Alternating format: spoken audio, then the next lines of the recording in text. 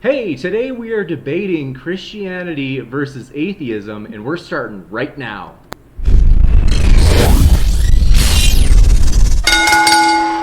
Did you want to go, Chris or Hey, Andrew? everybody, glad to have you here. Welcome to the debate. So, with this debate, we are very excited to have just an extraordinary group of guys. Like, they strike me as humble. Some of them I've already gotten to know, and some of them I've just met. But I can tell you, just in a little interaction we've had through Twitter or email, I'm like, oh, these guys seem like this is going to be a great investment of ideas that they're kind of bringing forward and that we all get to hear. So, I'm thrilled about that.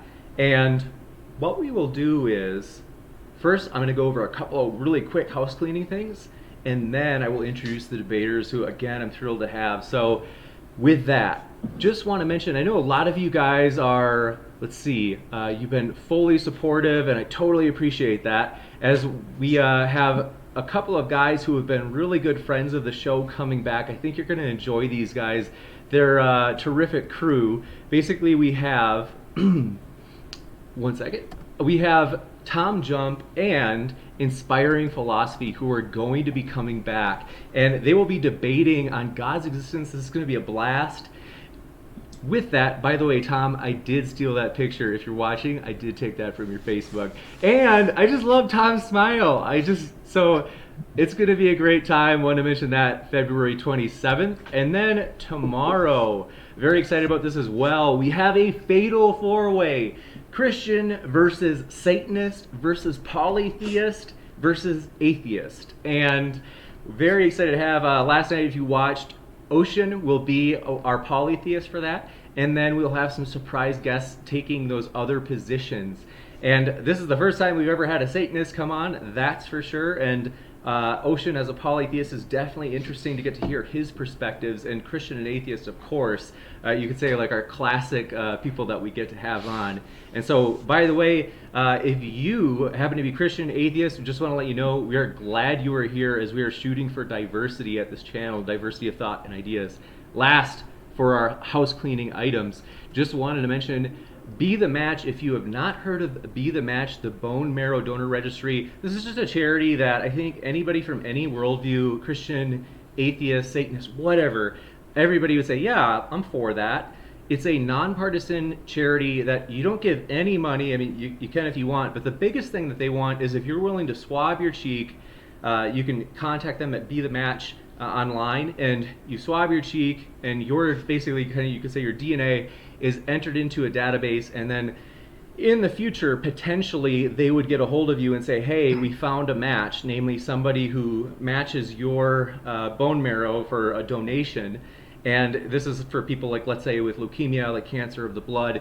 And so you could do this, and you wouldn't have to pay a dime. It's just a sacrifice of your time and money. So wanted to just give them a quick shout out, let you know they exist if you didn't know. Glad to have our debaters here. So getting into the introductions, want to let you know everybody's links are in the description below. If you want to check them out, hey, even if you don't agree with them, even if you're like, man, I can't stand that Joshua Brister, but even if you did take that position toward Joshua Brister, I'm just giving you crap, Josh, even if you did, you can go to their YouTube page, Twitter, whatever, and you can get their views firsthand. And that's the most charitable way I think you can get somebody's view or position, is hearing it straight from the horse's mouth. So encourage you to check them out no matter where you stand. Now we will get into the introductions, going from left to right.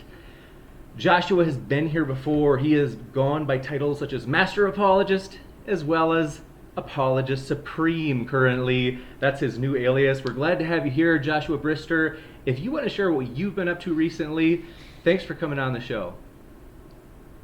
Well, I do appreciate that, James. Thank you for having me, and it's a pleasure to be with all of you. It's honored to be with all of you here tonight, my debate partner and my two opponents.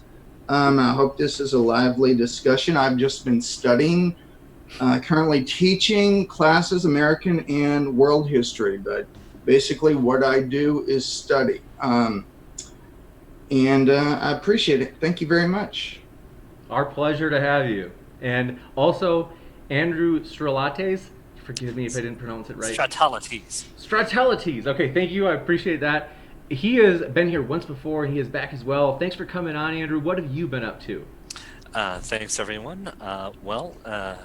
Besides real life that I won't talk about, I am very active on Twitter, diving deep into the world of classical philosophy, Anglicanism, and Christianity. I also occasionally stream on the Red Pill Religion channel and just do those types of things. So Stralates on Twitter, if you want to follow. I try to give you guys bite-sized discussion of interesting things. You betcha. Glad you're here. Next, Christopher from Biblical History Skeptics. Thanks for coming on. What have you been up to recently? Not a whole lot. Mostly just been keeping myself busy at university, reading a bit because my shelves are never ending and always growing. And beyond that, on my channel, we've mostly just been the big stuff we've been working on is getting to our second get together for another debunking of Richard Carrier. And other than that, we just do our Bible readings. So there's not a whole lot going on. Gotcha. Well, glad to have you. That sounds really interesting. And last but certainly not least, we have God's Fool. Also goes by Ryan. We're glad to have you here, Ryan. If you want to share what you've been up to recently. Yeah, thanks for having me. Thank you to everybody. And I also attend university, pursuing a bachelor's degree in philosophy and minoring in religious studies. Kind of getting more interested into the psychology aspect. So I'm studying about psychosis and all those kind of things. So thanks for having me. I'm kind of new to the live debate thing, so this is the first one. So I'm excited to see how it goes. So yeah. Oh, and just follow me on Twitter if you want to see a bunch of rambling and weird posts. So you bet. We're glad to have you here, Ryan. And as mentioned, everybody, they are linked in the description, so you can check them out. And with that, we're just going to have a primarily open discussion. We'll kind of give Andrew and Josh a little bit of extra time compared to normal and like a literal discussion, where they'll just kind of lay out their main reasons for being Christians. And then we'll do the same for the atheist side, where they'll basically explain whether it be positive atheism, negative atheism, whatever way you want to define it, we'll let them define it. And then we will go like literally into full discussion followed with Q&A. So with that, Joshua and Andrew, the floor is yours. Thank you. Thank you. I do appreciate it. What I'm going to try to argue today is something that goes back to the Scottish Enlightenment with Thomas Reid, in fact. Thomas Reid and the Scottish common sense philosophers. Let me talk to you a bit about an article. On April 8, 1966, Time magazine published an issue with the question, "Is God dead?" on its cover. But just as Time had raised a question of God's existence in light of the supposed death of God, in which pronounced God altogether dead the next year, a remarkable change took place. Merely a few years later, Time ran the cover, "Is God Coming Back to Life?" The new ministry, in December 26, 1969. That's the citation information. Now, during the last quarter century, a remarkable revolution has occurred in American philosophy. This change was so noteworthy that even the popular media observed it. In the article entitled Modernizing the Case for God, published on April 7, 1980, Time magazine commented, "In a quiet revolution in thought and argument that hardly anybody could have foreseen only 2 decades ago, God is making a comeback. More intriguingly, this is happening not among theologians or ordinary believers, but in the crisp intellectual circles of academic philosophers, where the consensus has long banished the Almighty from fruitful discourse." And that was again April 7, 1980. God is not dead in academia, reports Quentin Smith, the famous and famed atheistic philosopher. He returned to life in the late 1960s and is now alive and well in his last academic stronghold, philosophy departments. That was in Philo of 2001. Now, there's a sociologist and philosopher I also want to bring up. Her name is Lauren Isley. Man, writes Lauren Isley, is the cosmic orphan. He is the only creature in the universe who asks why. Other animals have instincts to guide them, but man has learned to ask questions. Why am I here? Man asks. Who am I? Where am I going? Now, according to Aristotle, philosophy begins with a sense of wonder about the world. And the most profound question a man can ask concerns the very origin of the universe. That's in his Metaphysics, of course. Now, Aristotle begins his metaphysics with the statement, all men by nature desire to know. An indication of this is the delight we take in our senses. I'm bringing a new argument. I'm revising the Scottish Common Sense Philosophy School. Nancy Percy, a famed apologist that has written books, and in fact, one person who me and my friend SJ is going to be interviewing, actually brought this to my attention about 10 years ago when I was studying it. Common sense. Common sense is what shows Christianity to be more plausible than atheism. Now, before our atheist friends, or if they want to claim naturalism, that after all, the title of this debate is Christianity versus atheism. I'll give you just a couple, maybe like another minute or two, Josh. I hate to do that, but just to keep it kind of in a roughly discussion format. All right. I just want to read this one quote. To show that an argument is invalid or unsound is not to show that the conclusion of the argument is false. All the proofs of God's existence may fail, but it still may be the case that God exists. In short, to show that the proofs of do not work is not enough in itself. It may still be the case that God exists. That was Kai Nielsen, one of the famous atheistic philosophers that of the 20th century. I am going to argue for many of the traditional arguments for God based on this Scottish common sense school. And I think it's very persuasive. Thank you. Can I have 30 seconds? Yes. So my position is that Christianity provides the fullest, most accurate understanding of the human condition through two different pieces.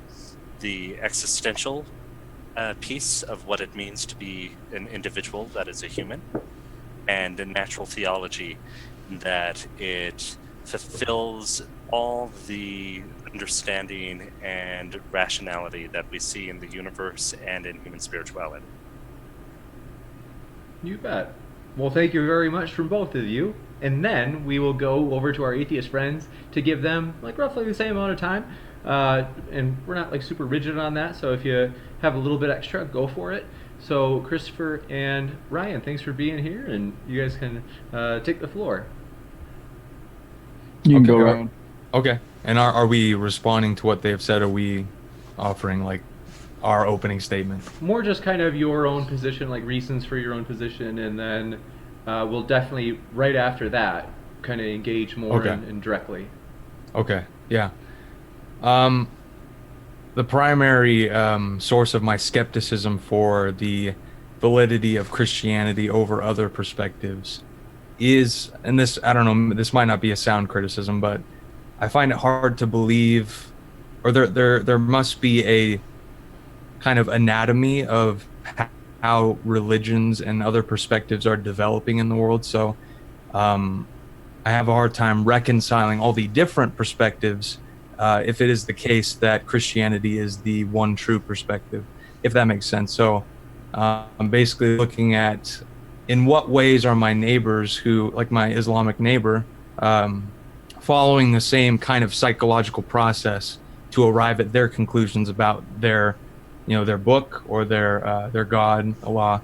In what ways is that very similar to my Christian family or my, whatever religion I observe? And so I feel very, in kind of seeking kind of a global perspective and wondering how we're all interacting.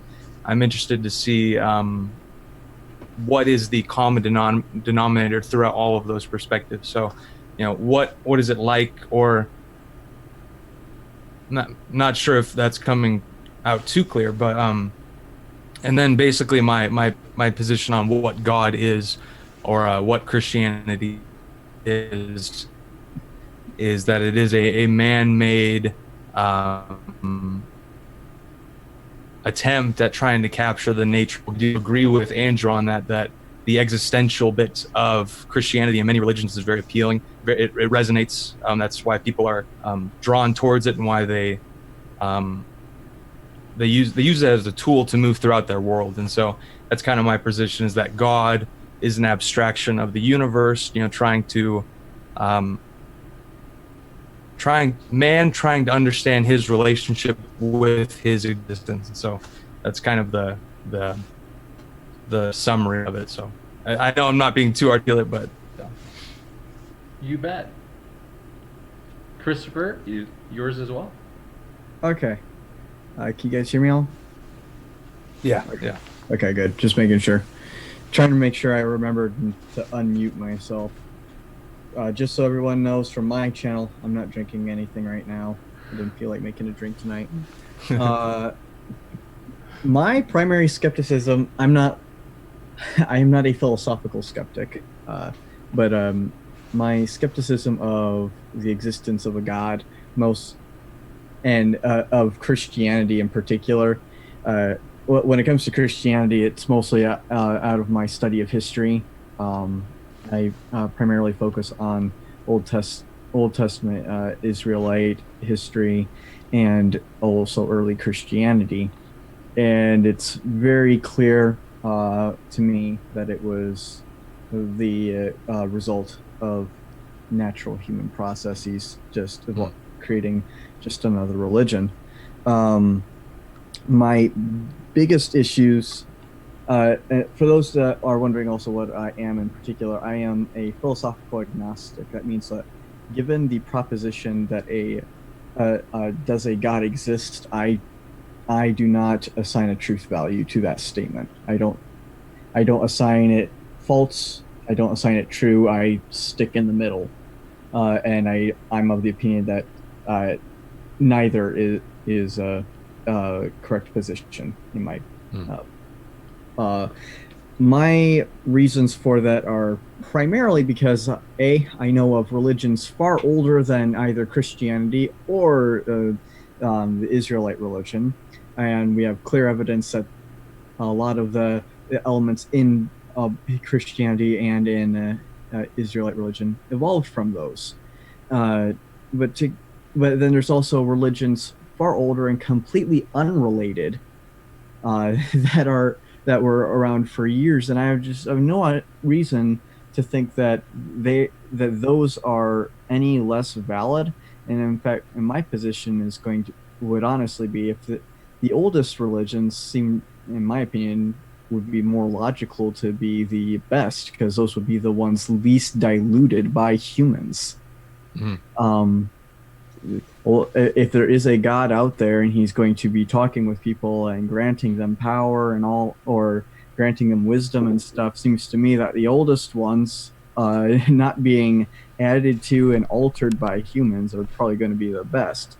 So, like, my opinion, the Vedas, which are the Vedic literature, is older than anything in the Bible. It would be more likely to be accurate, in my opinion. But I also have no reason, I just find no reason to think that Christianity, even on a philosophical level, is somehow more explanatory than like Islam or the Kitab Aqdas of Baha'u'llah or Bhagavad Gita. Like, I just don't I don't know why I would ever have any position to think that Christianity is any more valid. So I am completely agnostic. Well, Okay, I've taken some notes, and I'm going to go ahead and summarize a thread that I think is consistent between both Ryan's and Chris's view.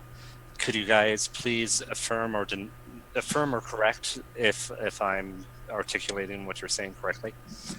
That one of the things that both of you seem to agree on is that if there was a true religion, let's say if Christianity was true, why would there be other religions that seem at first glance, or seem based on your perspective to be have equal credentials, right? So if Christianity is true, why does Islam exist as it does? Is that a reasonable is that getting at part of what the point that you guys are making? No, not for me. Mine is not. Mine is asking what makes Christianity more accurate. So with Islam specifically, Christianity has a much stronger answer to both the problem of evil as well as natural theology. Islam has a tendency towards both fideism and occasionalism, which sort of deny human rationality, while Christianity does not. I'm not sure if that makes it stronger or weaker, because I'm not completely sure that humans are rational myself. But yeah, me either. Then in that case, why don't you guys practice religion? If you acknowledge that humans are irrational and that religion is something that fulfills a human need, why don't you practice religion? Because it doesn't fulfill a need for me. Yeah. Okay. Yeah, for me, it definitely was fulfilling. Like, I come from a Christian background, and I definitely see that it was fulfilling a need, but I guess my need for truth or my need for a broader perspective kind of trumped my need for kind of my social community. So, I mean, it shouldn't always have to be like that. It shouldn't be like I have to sacrifice my social bonds to seek the truth. But at some point, I knew that I needed to hear more perspectives. I needed to get a bigger view on things other than just what the same people were telling me and reflecting back and forth, you know. So for me, it just wasn't filling that need. But so I guess to try to correct it a little bit, it sounds like both of you agree that there is some evidence against Christianity in the existence of older and diverse religions. Is that accurate? for me, somewhat, yeah. You are getting pretty close to the heart of the source of my skepticism, or my hesitation to go full on with Christianity, or jump on board with that. Okay. But mostly because we can see, or we can basically track the development of a religion, and we can understand, or we can arrive at an understanding of how these questions or these answers are fulfilling certain questions and needs. And I think if that process precedes all religions, then we can say, I don't know, that makes it seem like there's something behind it all, right? But sure. So I guess the question to you, Ryan, is why aren't you like a classical theist or a deist rather than an atheist, if you believe that there's something behind, let's call it natural religion, right? That these things that arise in various cultures over the world that have some line of agreement, and why aren't you like a classical theist?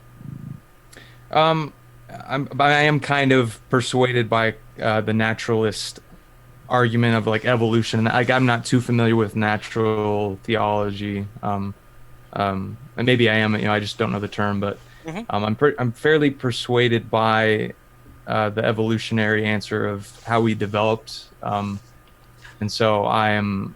Okay, so that means that you believe that survival of the fittest and selection based on what is survivable is a reasonable explanation for the state of affairs that we see in biology. Yeah, and also how we live, like that's how we behave. It's largely about self-preservation, and I think it explains a lot of different reflexes and all that stuff. But Okay. I also want to add. I do want to tack on to that. That also a big another large part is that natural selection does play at least some part in our evolution, but one of the biggest contenders is actually genetic drift, which is a little bit different. But right. So, Ryan, earlier you said that you seeked truth more than you valued the community that you were in, basically. Is that correct? well, I recognize that people of other religious sects that I was interacting with were probably like there was some reason why they were staying within their fence or their ideological side, right? There's an actual process going on there why they're hesitant to come see the truth of Christianity, right? And then I realized, oh, that's the same thing that I'm doing. That's keeping me from stepping out of it. So it was it really is born out of a wish to invite people into Christianity, and then seeing it's the same kind of process happening across both sides. So yeah, well, any complex issue, be it politics or philosophy or even how to do a craft like engineering properly, will develop in different ways that are contentious and somewhat supported by cultural factors. So religion isn't unique in that. But I guess that the curiosity I have is you believe that evolution is the best explanation for human biology, but you also seem to value truth. And the issue I have there is that if evolution is undirected and it is just survival of the fittest, that gives us no sufficient guarantee that our cognitive abilities can even know truth. yeah, I think I don't know. I'm kind of on that train a little bit, like experiencing or feeling a very large amount of distrust with traditional religion and with God, my relationship with God. I kind of did reach that that point where I was like, oh, rationality is just kind of one tool that tries to piece together the world, but it's not really. It's just that it's a tool that has developed over time, and it doesn't necessarily say anything inherent about the world. I don't know, Yeah, and that's sort of the key part of my understanding of Christianity and religion is that if I believe that the human mind is a tool capable of knowing truth, at least in principle, whether or not any human succeeds at that is dependent on whether or not their cognitive abilities work and they're in the right environment, right? If you take a person and you put them in what's that movie where they had a TV show about him, Truman Show, right? He's not Truman Show. Yep. Yeah, he's not able to learn the truth because the environment is set up to basically lie to him. But outside of that, and assuming that people's cognitions are working correctly, I actually believe that it's possible for people to know truth. So Chris, and I apologize for asking so many questions. If I end up asking too many questions, let me know. Do you believe that? Well, I am so sorry, but I did want to ask: is your name Ryan? Right? Yeah. Either way, I mean, you know how it is with like the online name and the real name, So yeah, Ryan. Yeah. Yeah. Okay. I wanted to before we go on. I think evolution is a great argument for the existence of God. I think the Scottish Common Sense School would view this. I'm thinking of other philosophers like William James, who thought there was an evolution, but with the world, the near infinite world of facts, we have a selection detection process, a built-in algorithm that directs us towards truth, kind of like a proclivity for our cognitive faculties to function correctly. So evolution just happened to evolve where we are able to discover truth and get ourselves to the moon and et cetera, et cetera. That seems to be a teleological view of history, evolution. Would you, if that is true, wouldn't you also view the natural law as teleological, that natural law binds us together, that there are certain things, ought statements that we should and should not do? So what do you think about that? What do you think what I just said about the evolutionary view pointing us to a specific direction, which just happens to match up with our cognitive abilities? Yeah, I don't know. I still believe that the universe is operating by predictable rules, but we are the ones who are trying to capture what those are. So I still think there's some kind of objective reality out there happening, but it's we who are trying to put a concept on it to make it predictable, so that we can navigate the world. But well, go ahead. Yeah, and it sounds like you believe that there can be some correspondence there, right? That oh yeah. Like Josh said about getting to the moon, there had to be some correspondence if we were gonna reach the moon. So yeah.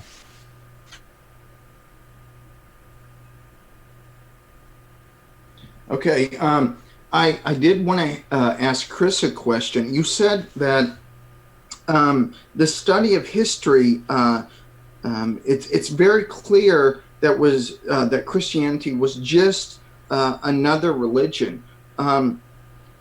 Christianity is not just a psychology or a psychological viewpoint. It's based on historical events. Do you concur?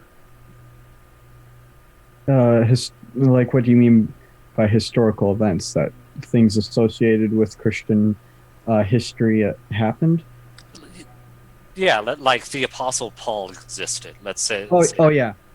Yeah, anyone who says that Paul or Jesus or something like that didn't exist is a crank, in my opinion. So just to show a little background, and New Testament scholarship recognizes that not only did Jesus exist, but there's many things we can learn about him, and when we go to the Gospels and other texts, we can find out things.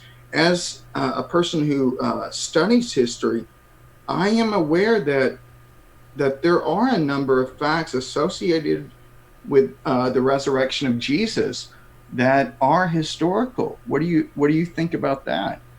With the resurrection, I would debate. Associated. I would associated with the resurrection. Okay, so even associated, I'd probably debate most of those, but I'd agree that there are facts that we can know about Jesus. The Jesus Seminar, which was a coalition of scholars of New Testament, they argued that we could accurately trace 12 to 15% or so of the sayings of Jesus directly back to him. I would say that his baptism by John the Baptist, his status as like an itinerant preacher, and a few other things, are his like crucifixion by Pontius Pilate. I'd argue all those are probably legit, but where we end up stepping out of history is where we're going to try arguing like he might have been resurrected or something like that. That's just something that history is not equipped to answer. Well, let me first of all, let me give you a quote by the New Testament scholar Luke Timothy Johnson. This is what he says pertaining to the trial of Jesus. He says, "The support for the mode of his death, its agents, and perhaps its cogents is overwhelming. Jesus faced a trial before his death, was condemned and executed by crucifixion. And that's in Luke Timothy Johnson, The Real Jesus, page 125.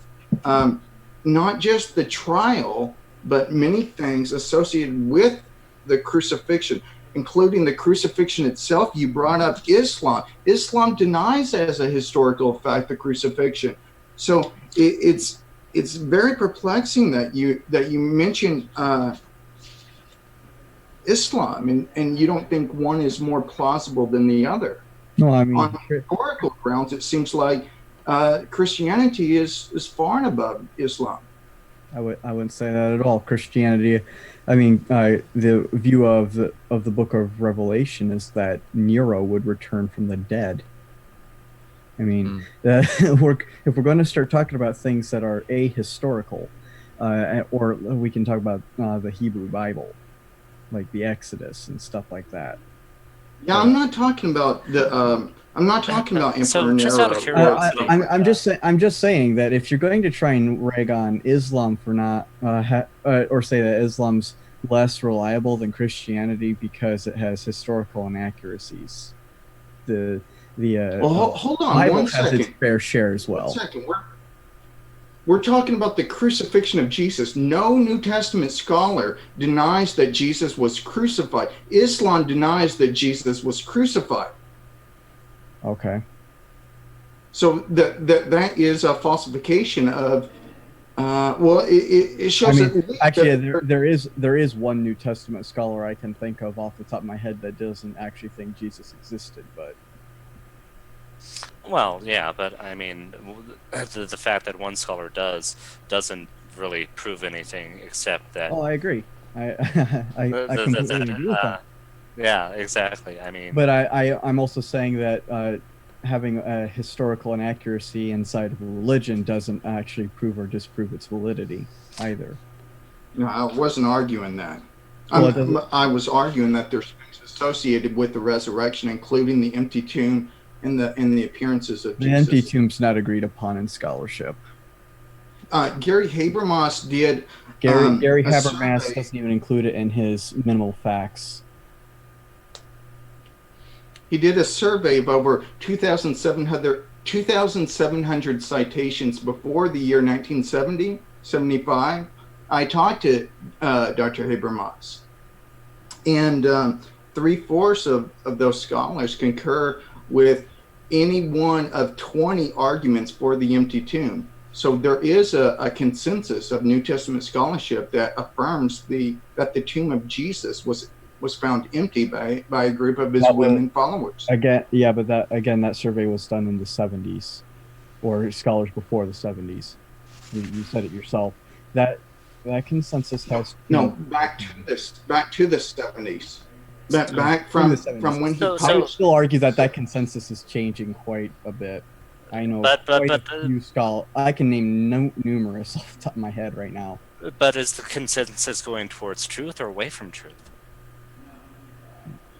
The thing with the empty tomb is that it, in my opinion, I don't think that it was actually that likely to have happened.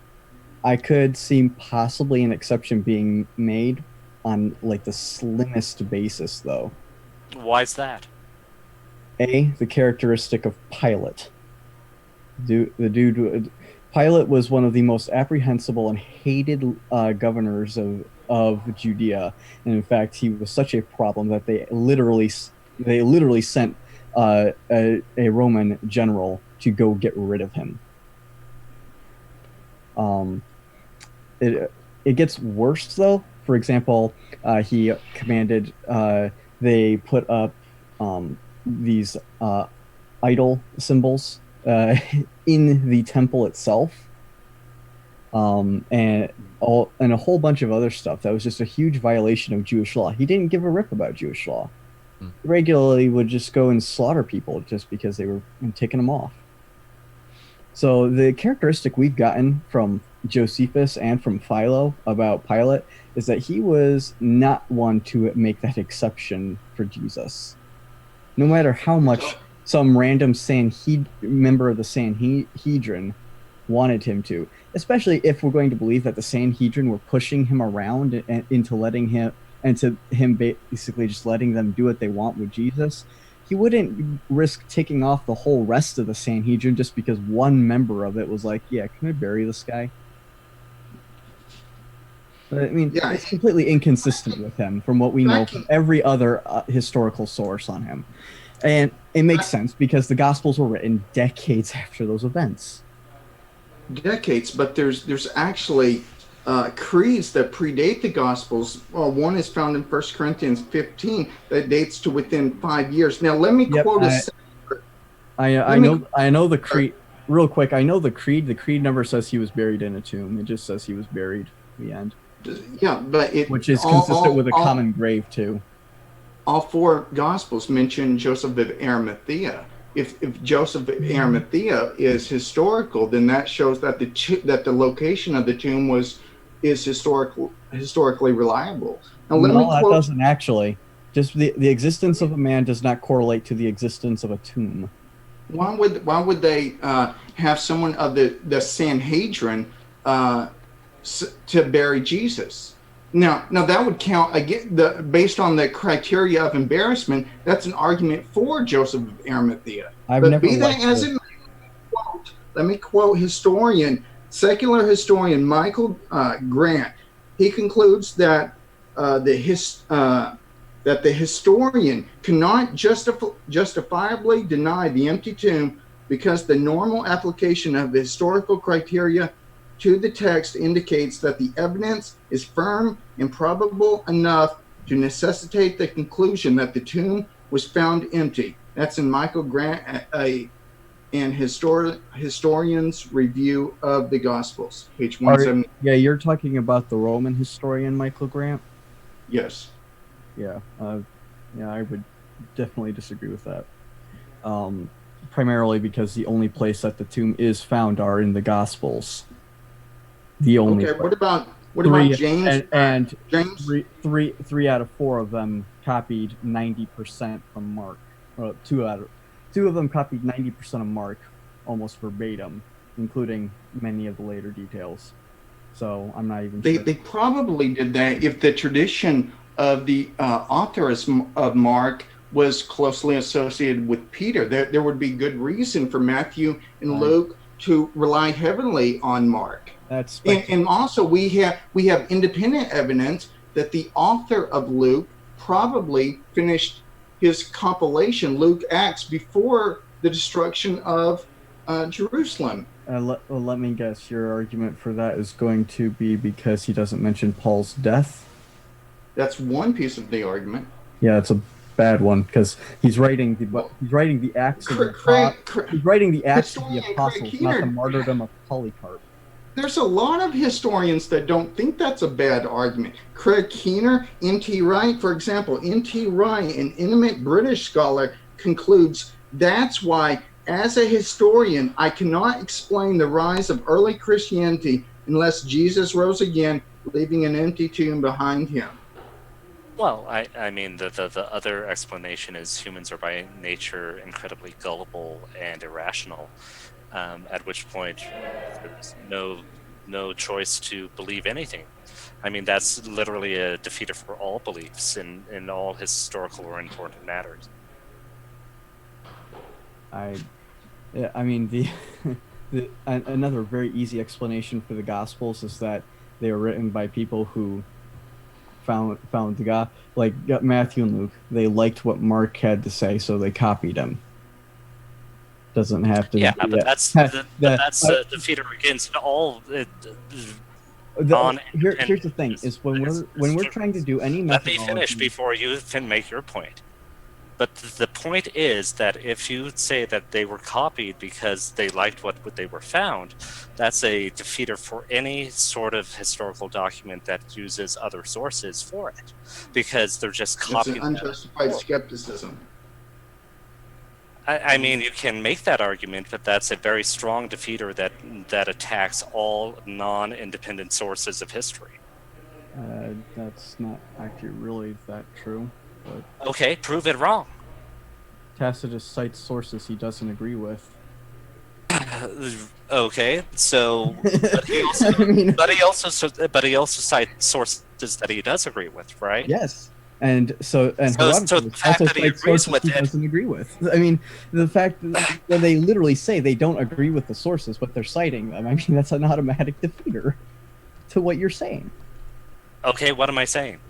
You were saying that you literally said that me saying that the Gospels copied Mark because they liked it is a defeater to all historical. No, I said that the fact that they liked it and copied it doesn't defeat the fact that it could be it doesn't defeat the citation. That it's from Mark who knew Peter. Right. Either And that's what true or not, justification that's do we have for that? We have the traditions of the church. Okay, so we're going to trust traditions that came about roughly 60 to 70 years for the first time that's mentioned. Hold on, can I Later? jump in 1 second? You're trusting your 17th and 18th century Enlightenment, and we have traditions that go back that far to the first century, the first and second, third centuries. So far be it for, a skeptic here to be skeptical of everything. I think it's an unfounded and unjustifiable skepticism, especially when I'm quoting scholars. There's only one other person I've ever heard try and argue something like that before. That's what Jonathan Sheffield does. And here's why that fails. For example, the pre-Socratics had arguments for about naturalism long before any of the ones we have now, like gravity and atomic theory and all that. Should we just believe them because it's older? Well, I mean, that's one of the worst arguments ever. that's not the point that he was making. Well, yes, you're saying that we have traditions that go back to the first, second, and third. I'm not arguing. We have none about the traditions. No. What John? That's a straw man. I'm sorry, but that's a caricature of my argument. That's a straw man, not a. Then what were you saying? I'm sorry if I straw manned you. Correct me. Okay. Well, they're trying to argue for the historicity of the tomb. That's why Matthew and Mark are reliably going back to Mark, because they probably trust that Peter was behind the authorship of Mark through Mark penning it. That's an assumption. No, then by your skepticism, we can't know of anything of history. To a degree, actually, that isn't entirely wrong. We can't know with absolute certainty that Tacitus wrote the works we have cited as Tacitus, or that Plato wrote everything. In fact, we have an entire field of scholarship that doubts that Plato wrote a lot of things attributed to him. I mean, this is what historians do. We are skeptical of these things because there are actual problems that come up with them. We can't rely on a church tradition that actually doesn't come out until about 50 years after these books were written. How do you know that the tradition came that late? Well, it's the first time we have. I'll correct myself. It's the first time we have evidence that they are talking about this tradition. Okay, so what evidence do you have that that's the first evidence? That's the first evidence is what we have. Okay. That's why I said the first evidence we have of this tradition. Sure. So why should you assume that something exists at the time of the first evidence rather than predating it? Because we can't predate a tradition we don't have evidence for. Now, hold on. I think you're relying on something. I think you're relying on something called verificationism. That means if you can't verify it by the five senses, you throw it out. That it's an over-reliance on this old verification school that's been dead for over 60 years. I'm not in a fact, well, it seems that you're using some of the baggage that old philosophy, that dead philosophy had. You're applying scientific procedures to the study of history, and that's why you're so skeptical of things in history. No, that's not really what I'm doing.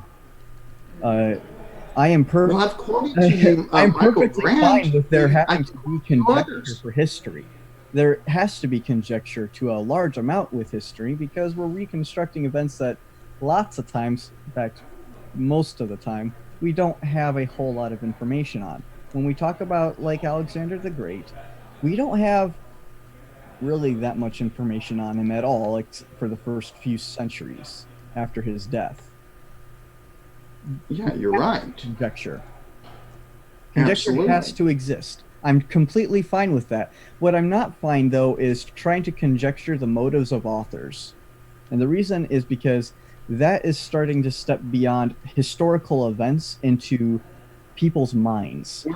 Hold on 1 second. Weren't you trying to do that with the authors of Matthew and Luke or saying that they just liked the Gospel of Mark? I was providing an alternative to the. I was just providing an alternative to the idea that they copied it because somehow it had association with Peter. Because the problem is that the thing. One of the things that we should be doing, even when we're conjecturing, is that the simplest explanation with the fewest assumptions, which best explains the evidence, is the best explanation. But how do you know that? Don't multiply objects beyond necessity. Okay, so why is that the appropriate heuristic to use? Because why would we want to assume more things?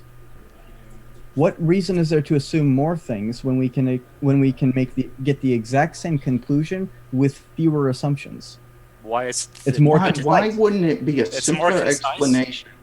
The simpler the explanation, but if it's simpler and concisely explains all the evidence, then automatically it's more concise because it doesn't have extra baggage. Okay, so it doesn't explain the traditions associated.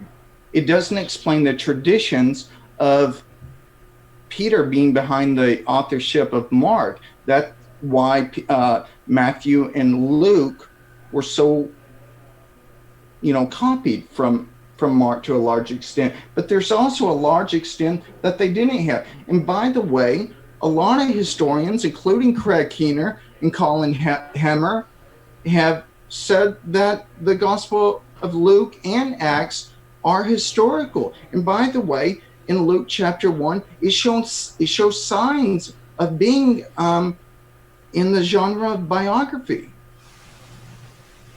Okay.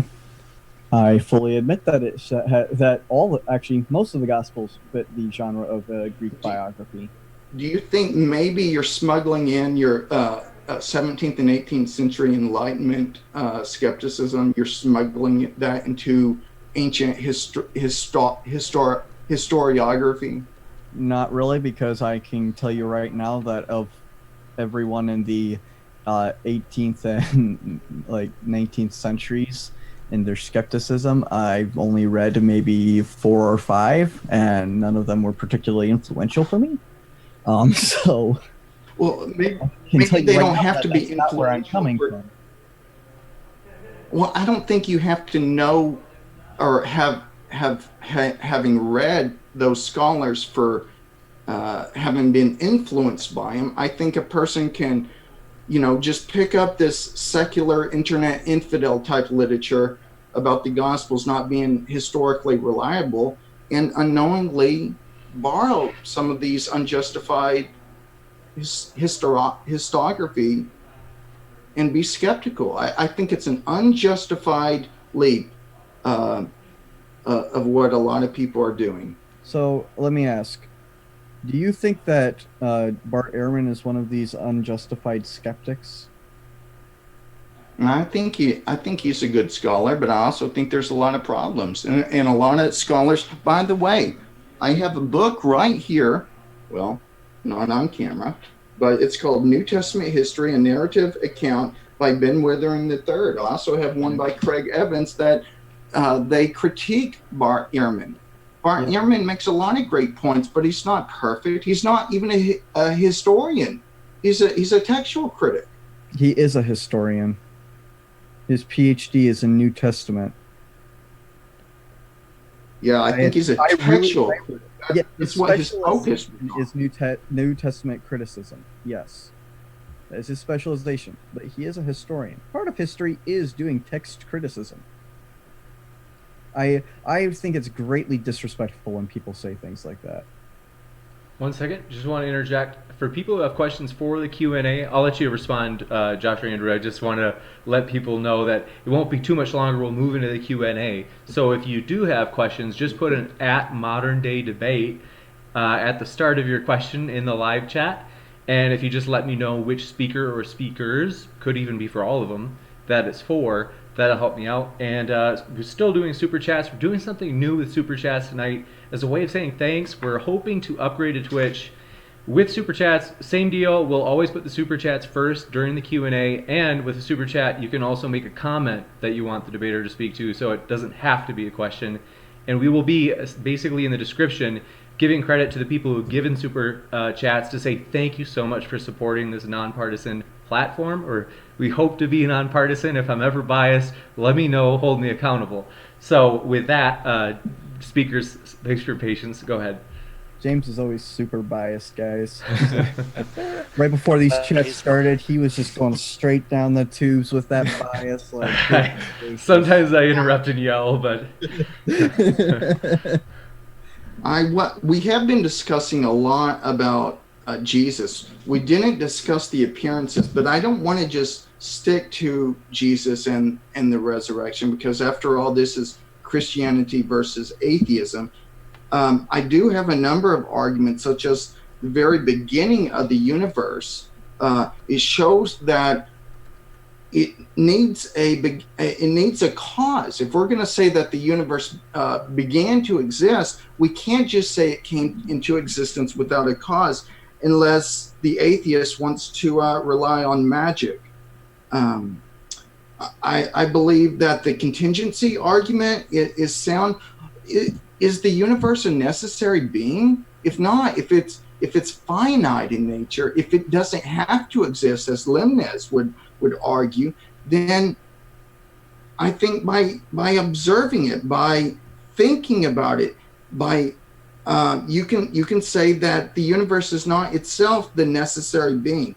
There's arguments from intentionality. You could say if God did not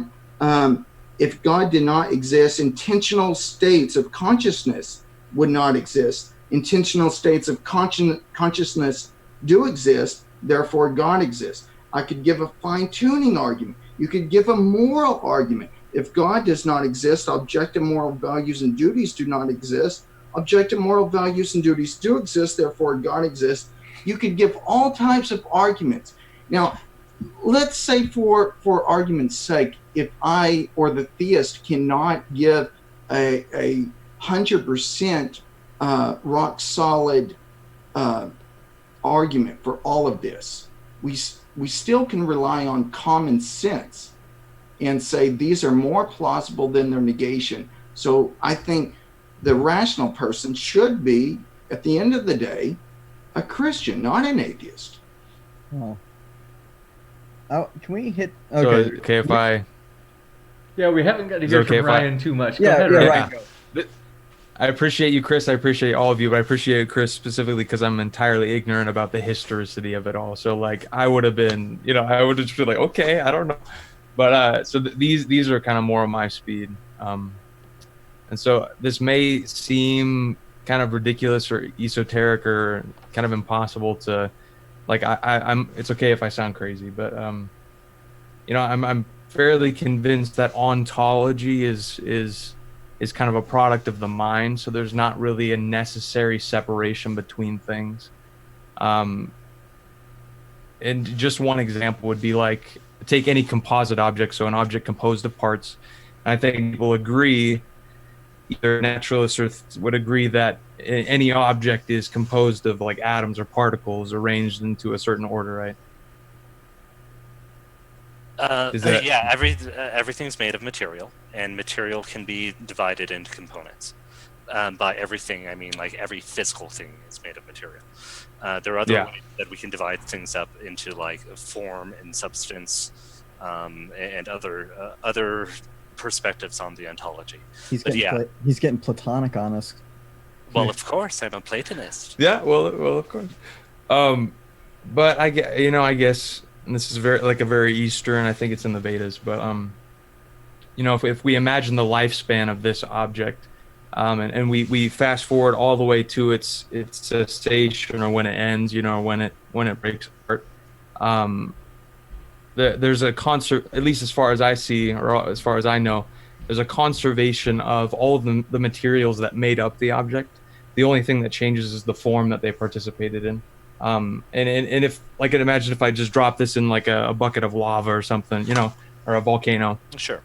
Everything that was the object, besides the form that the particles took, still exists.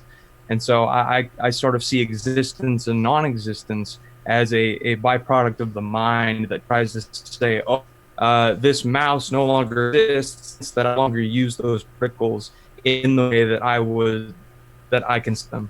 And so when going back to Josh's appeal to kind of the first mover, or the first cause, or why does the universe exist, there had to be a beginning. I think the whole idea of beginning and end is more of a byproduct of our consciousness applying itself and trying to conceptualize and capture the forms that we see. So I think it's very possible that the universe itself is the eternal God, that it's this eternal thing, but by our very attempt to capture it into the name universe, we ascribe it this existence, non-existence, which isn't actually there. So that's kind of my what do you guys think about that? I don't know. Sure. Give me a second to try to summarize to make sure that I got it right. Yeah.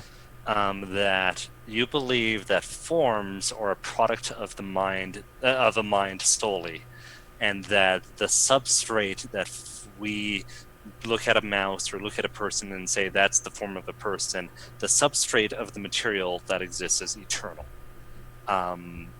in some sense, and that the forms are transient and are products of the human mind. Yeah. Basically, there's no, like I said, if we follow the lifespan of anything that we consider an object, there's no direct point of origin or point of cessation. It's just this continual kind of flow. So I think I'm with you. I do think that the forms work. So like Josh was saying, there's still some correspondence between our concepts and how we see these forms emerge. But I think it's this kind of emergence where it's like it shows up now and then it just kind of flows into the next thing. So right. So there are two ways to look at the cosmological arguments. One is of temporal order, right? That things have a beginning in time, right? That a seed is created and then from there a tree, or an embryo, a zygote is fertilized and then a creature, an animal or a person comes. The other way to look at the cosmological arguments, especially like the contingency argument, is to look at not the temporal predecessor, but the causal or reason predecessor, right? So, and this gets into like, why do you exist, right? In some sense, your current existence is contingent on the existence of your component parts. If the atoms that made up you did not exist, you would not exist as you do now. And that's the more general form of it. But the part of the problem is most people, unless they have very specialized training, don't think of things that way, because in day-to-day life we can look at temporal causation as the way things go, right? That you take seeds and that's how you get flowers. So that would be my initial response to that even if what you say is true about time, and that in some sense beginnings and ends in time do not exist, beginnings and ends in logic do exist. And if our logic and ontology in our mind corresponds with any way to reality, then there has to be some reason for that correspondence. Yeah, I think it's mostly a pragmatic one, like with the mouse example, or with, imagine I developed this concept of my romantic partner, right? And so there's this place in my mind where I keep this idea of who she is, and then something terrible happens, she bursts into flames, spontaneous combustion, I don't know. Everything about her or all the particles that made her up and the energy are dispersed. None of that is destroyed. Just the form that they took was destroyed. And so pragmatically, it does not exist. And so for me, like, I can no longer interact with that form in my material world. I can still maybe have conversations to myself or with, but and so that's kind of Sure. what So existence and non-existence is more of a pragmatic thing, and that's why it feels so inherently part of reality.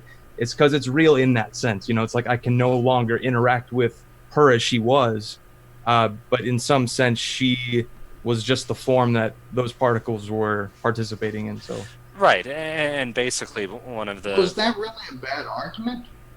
Well, it depends on how you set the hierarchy of being, right? Is the substrate more real or the forms more real, right? And I don't have an argument for it, but my sort of axiom is that the forms and more abstract things, somewhat counterintuitively, are the more real parts. And this gets into like Platonism and what is more real, right? Yeah. I want to step in real quick. First, I want to say, Andrew, it's really funny that I think it's awesome that I met you, because I actually used to be a Platonist as well. I used to really be into that. But when it comes to, there are two I want to address. First is the cosmological argument from contingency, in order for the universe, everything that begins needs a cause. The universe had a beginning, it needs a cause. The problem there are two issues that I'm going to rise up with God being the possible cause. One is that there's nothing illogical about an infinite regress, and then two is that also is the problem of induction. The contingency arguments I know don't rely on infinite regresses being illogical. Correct. Well, I know, but they try to argue though that God is the first cause, and I just argue that instead of trying to make an argument for God, I'm just going to argue an infinite regress, because that's automatically. So can you elaborate what concretely is an infinite regress? For example, if we're going to talk about like justification for a belief, all justifications will inevitably end in three ways: being an axiom, having no justification, or having infinite justifications. You just keep justifying and justifying and justifying. Right. So how do you know those exist?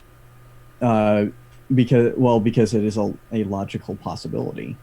How do you know that? Can you argue that it? Because okay.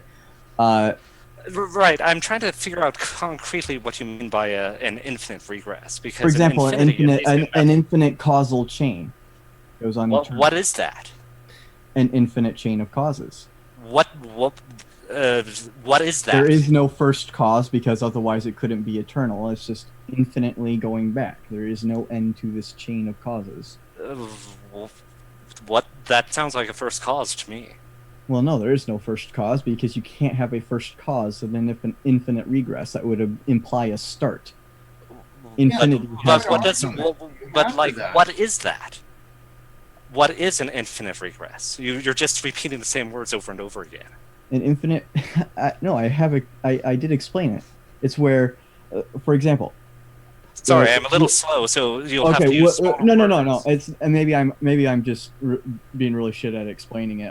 I apologize. So, but it is really hard for humans to think about it automatically, because our minds can't comprehend infinity the same. Okay. The same way we can't really comprehend nothing. They're sure. Unintuitive ideas by default. Yeah. But say mathematics. We know what infinity is for like mathematics. It's a never-ending, ever-repeating decimal forever, right? Correspond to reality. Well, usually it's defined as a limit in mathematics. That's sort of an analogy that we use, that it's as though there is a person for all of time writing additional digits on a number. Right. It's a limitless number. Okay, so what you're saying is that it's a cause that is limitless. Is that correct? Well, what it would be apply that number to the number of causes. Okay. So what does that mean? We have an ever-repeating number of causes. Every time we get... So when our universe began, there was a cause. That cause had a cause. That cause had a cause. Repeat infinitely. But okay, so...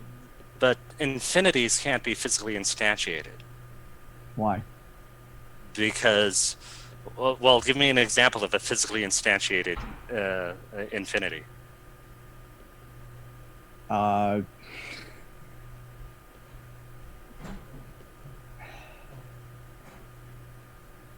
couldn't name one off the top of my head. Okay, so they can't be instantiated. So you're talking about a source that we know of. Okay, so what you're saying is there's a source to reality that is not physically instantiated, can't be physically instantiated, so that means it's immaterial, that is infinite. That sounds an awful lot like God. Yeah, and I'm... Except for, in this case, God would have a cause. No, but you said... Okay, but you said there's no beginning of the cause. Well, no, there is. That cause... It's an infinite regression of because then that regression isn't infinite. No, it is, because there's infinite number of causes. It's not that the singular cause itself is infinite. It's that the number of causes are infinite. What does that mean?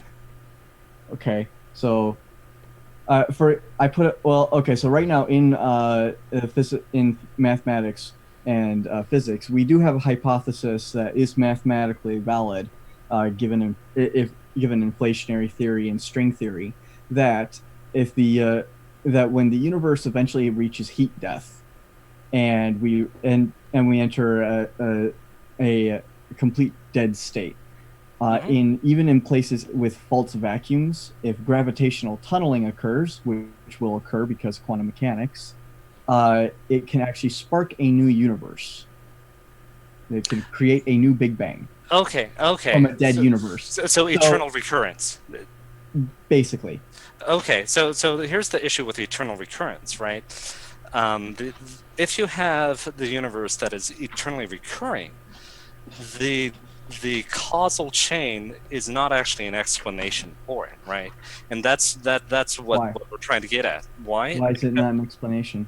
Okay, why does this infinite, eternally recurring universe exist? Why does there have to be a why? Because you're a skeptic and you always ask why.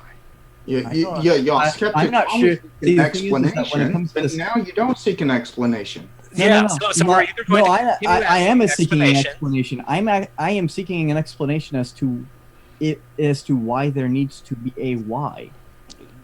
Why does there need to be a why? Because how something comes about, I explained. No, my theory can explain how something comes about because it's just a recurrence of another universe. Why it exists, I think, is just an existential question that I'm not sure is even valid. If it's not valid, then why do people ask it? Because people like asking that question. Why? I don't. I personally don't like asking that question too much myself. You think maybe you hold to it by faith? Well, you're sort of acting like it's an axiom or a doctrine that there is no God. I mean, I'm not. I'm agnostic. I don't assign a truth value to the existence of a God. But yet you're not willing to explore this argument to determine what the cause. But that's why I want to ask: what is the justification for what? Why does there have to be a why? So by doing that, you're actually saying that you don't want to play the game anymore, right? Because the game is, we're trying to figure out why does the universe exist. That's the name of the game. And then you're saying, why do we have to play this game? Which is basically you taking out of this line of questioning to determine the reality of things, which is fine. I mean, you don't have to do it, but to do that is to be in conflict with the skeptical method, which is to question everything very vigorously. Yeah, but if I don't question everything vigorously, including that question of why, I'm not doing my job. But you haven't, since you don't have an answer to it. If I don't no, I am questioning it. That's why I'm asking you, why does there have to be a why? But you don't have any answers to that. If I don't have an answer, it just means I haven't found an answer. It doesn't mean I'm not questioning. Can I bring up something to try to move this conversation along? The atheist or the agnostic may not have an answer, but the Christian theist has a readily answer why the universe exists, because God exists. There could not be a universe existing unless there was a necessary being that keeps the universe into existence. Yeah, but I think that's an unnecessary assumption. Well, if you were going against unnecessary assumptions, the simplest explanation for everything is God did it. It depends on if you're a naturalist or not. But And also, naturalism that depends on less simple than occasionalism. That depends on what philosophical mindset you go at it from. Sure, but the question is, why choose one philosophical mindset over another? Or does it come down to an existential choice? I think it just comes down to choice. okay, I want to move on because we keep going back a little. I also did raise the moral argument. If God does not exist, objective moral values do not exist. Objective moral values do exist, therefore God exists. It seems like we do have an ought not. There are certain things we should do, certain things we should not do. There seems to be a moral law binding everything together. Different cultures have various differences, but there does seem that there's something binding people together. Now, Aristotle and Cicero talked about it. Why cannot atheism affirm the moral law? Christians can. Can I jump in? Yeah. So like going back a little bit, I think each side just participated in an acknowledgement and a worship of the infinite regress. And so this may sound counterintuitive, but I'm convinced that the infinite God of Christianity and the infinite whatever of all these different religions is that infinite regress for, kind of the secular community or the perspective. Like we're trying to say the same thing, and I guess that I totally agree. Yeah, and so, I'm kind of convinced that the Christian interpretation is just another name to get at that. So I'm not, So I do agree that Christianity, like I'm a huge advocate for the truths that Christianity tries to get at, but I'm also convinced that that truth is kind of ineffable, and it's something that all different cultures and different philosophical systems are trying to bump up against. So we're all bumping up against the same reality, but we're kind of stuck in our language. So, but the infinite regress that I understand was that continual need to ask why over and over again. So like, even if we found the why or the answer to that, we could always just ask it again. So that's my understanding of an infinite regress. It's like, if an atheist or if a naturalist must ask why the universe exists, then why does not the theist have to ask why God exists? And so it's just a different stopping point along the same spectrum. It's like, that infinite creator exists there, and I'm going to stop wondering why it exists. It's just necessarily there. And so it's just this different linguistic stopping point. So I want to address that. Can I make one quick point before you do? Okay. So to the Christian, asking why God exists, in some sense, it's like asking why existence exists. Yeah, right. yeah. And I'm not saying that that's a nonsense question, but it's getting at a deeper understanding of what the divine is. Yeah, but I think that's the same exact question that the atheist or the secularist is asking there, or that the theist may require an atheist to ask. It's like the universe exists. It's here. It's the same type of deal. I don't know. Keep Real going. quick, I do want to just quick address what Joshua said with the moral argument. A, I am a moral error theorist. I don't believe that there's objective morality. And then B, I also have problems thinking that even if there was objective morality, that it requires a contingency on God. So I have problems with both premises of that argument. Are you a moral realist? Nope. Do you believe that you're not a moral realist? You don't believe that that there's an ought that we should do, something directing us to really? So Chris, I have a question for you then. Why should we We believe have a lot of questions. Oh, I love the questions. Bring them. So if you don't believe that there are any moral oughts, right, that objectively exist, why should we believe that you seek truth, are trustworthy, or a good conversation partner? Because you want to. Okay. Yeah, I don't think that you force- should. I don't think that there is. You should do anything. So basically, you're saying that we should be nice to you if we want to be? Yeah. Okay. For me, it's like it is. I'm perfectly willing to bite the bullet. Evan, James knows that. I totally respect you for biting the bullet on that. That's something most people would not do. Yeah. Go ahead. Evan tried nailing me on the Holocaust, and I was like, yeah, it could have been good, could have been bad. I don't care. For the.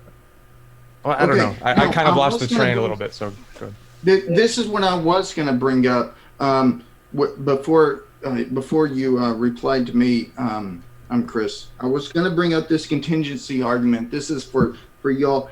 I have this in deductive form. Of course, Craig and others also have it. This is a long tradition of this argument. But in deductive form, it's anything that exists has an explanation of its existence, either in the necessity of its own nature or in an external cause.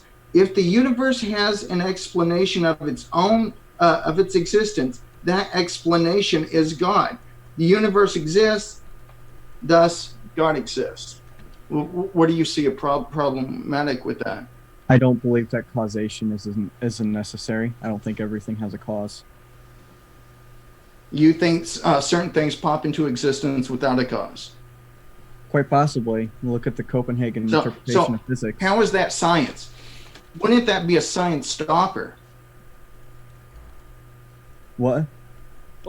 Yeah. Wouldn't that be a science stopper?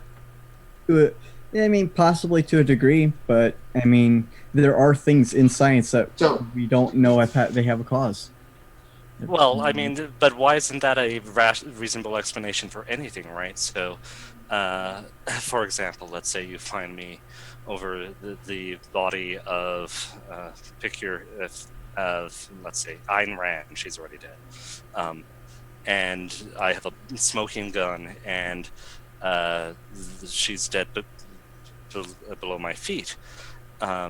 You could, of course, have me arrested for murder, but if I said, well, some things just happen, and she just happened to die with no reason, would you accept that? Would that be possible? I mean, it could be possible. Would you? But Okay. there's also, you know, the fact that we also we can show deductively, not inductively, but deductively, that murders also happen. Oh, really? How do we show that murders happen if it's possible that things happen with no cause?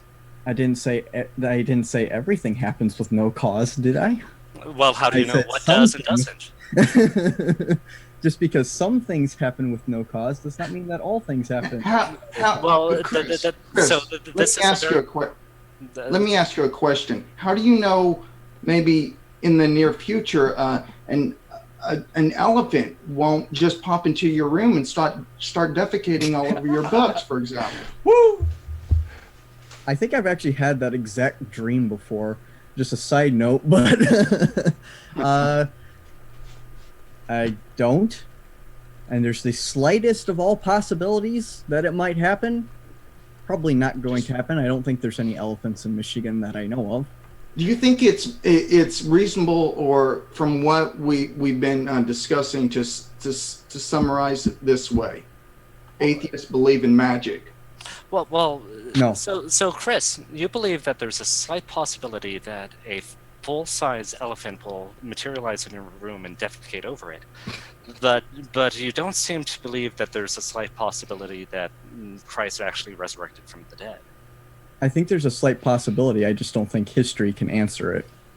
That's the there's definitely a possibility he might have resurrected. I don't know if a God exists or not, and if that God exists, I don't know if he helped Jesus to resurrect, or if Jesus was God and resurrected by his nature, and if he spent 3 days in hell and then came up, or whatever.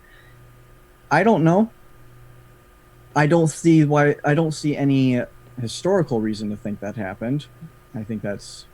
But even if to put it bluntly, I think it's mythological, in nature. Well, that's the Richard Carrier viewpoint. No, Richard Carrier's viewpoint is that Jesus didn't exist. I think Jesus existed.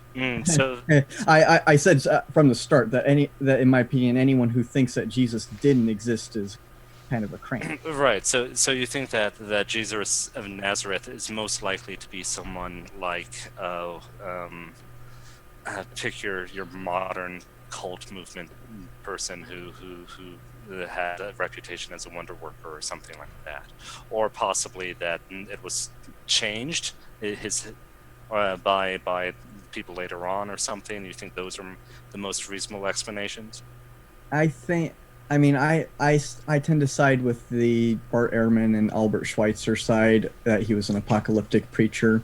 We know there were a lot of them around, and we know that they had a great possibility to gain large followings. I mean, there's like the Egyptian who was said to have gathered, in Josephus's work, that was said to have gathered 30,000 followers. Yeah, and in Islam, Muhammad was raised to the leader of like a whole city or a whole area, and then conquered it. So like people can actually do this. Yeah, it's. I want to bring something to y'all's attention in history. Now, A.N. Sherwin White, in his book Roman Society and Roman Law in the New Testament, which I own, he says, Sherman White says he's not a theologian. He is a professional historian, and he says even 2 generations is not enough time for legendary material to creep into the Gospels in a significant way to change the core elements. We have information before that in Paul's letters, but before that, even in creeds. There's creeds in the book of Acts, in the book of Romans, and in Romans 15, and in Romans 11, which mentions the Eucharist.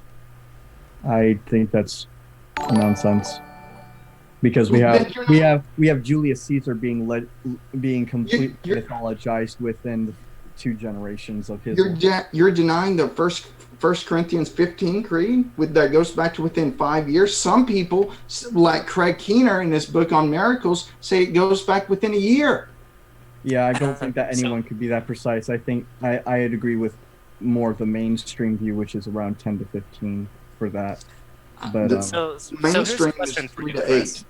Did Jews mythologize their rulers or their heroes? yes, Oh, Enoch was literally called a god.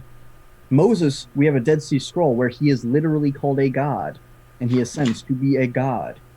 We have in the Psalms, one of the kings of Israel is called a god.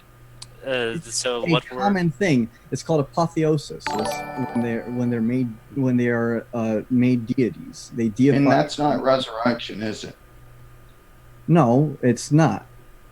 That's in fact N.T. Wright in his book The Resurrection of the Son of God said that apotheosis is what if they were making it up, that's what they would have described of Jesus being assumed into heaven, not bodily resurrection as it's depicted in the Gospel of Luke and Acts. And Luke was a companion of Paul, and the 1 Corinthians 15 creed goes back to within 3 to 8 years, and that is the consensus view. I still don't see how that actually lends credence to the idea that he rose from the dead, though. just because the gospel writers thought so, and because the creed that Paul quoted thought so? They weren't in a place and in a position to know or to verify if these events actually happened. From what we do know, it seems that they really did believe it and they were in the right place. Now the question is, were they lying, or were they misinformed? And this is what the 17th and 18th century apologists argued against David Hume. And David Hume's work on miracles has been thoroughly debunked now by another Ehrman, if you know who I'm talking about. Not Yeah, I know. I do. Yeah. Okay. Okay. So I think that you're also splitting it into a dichotomy.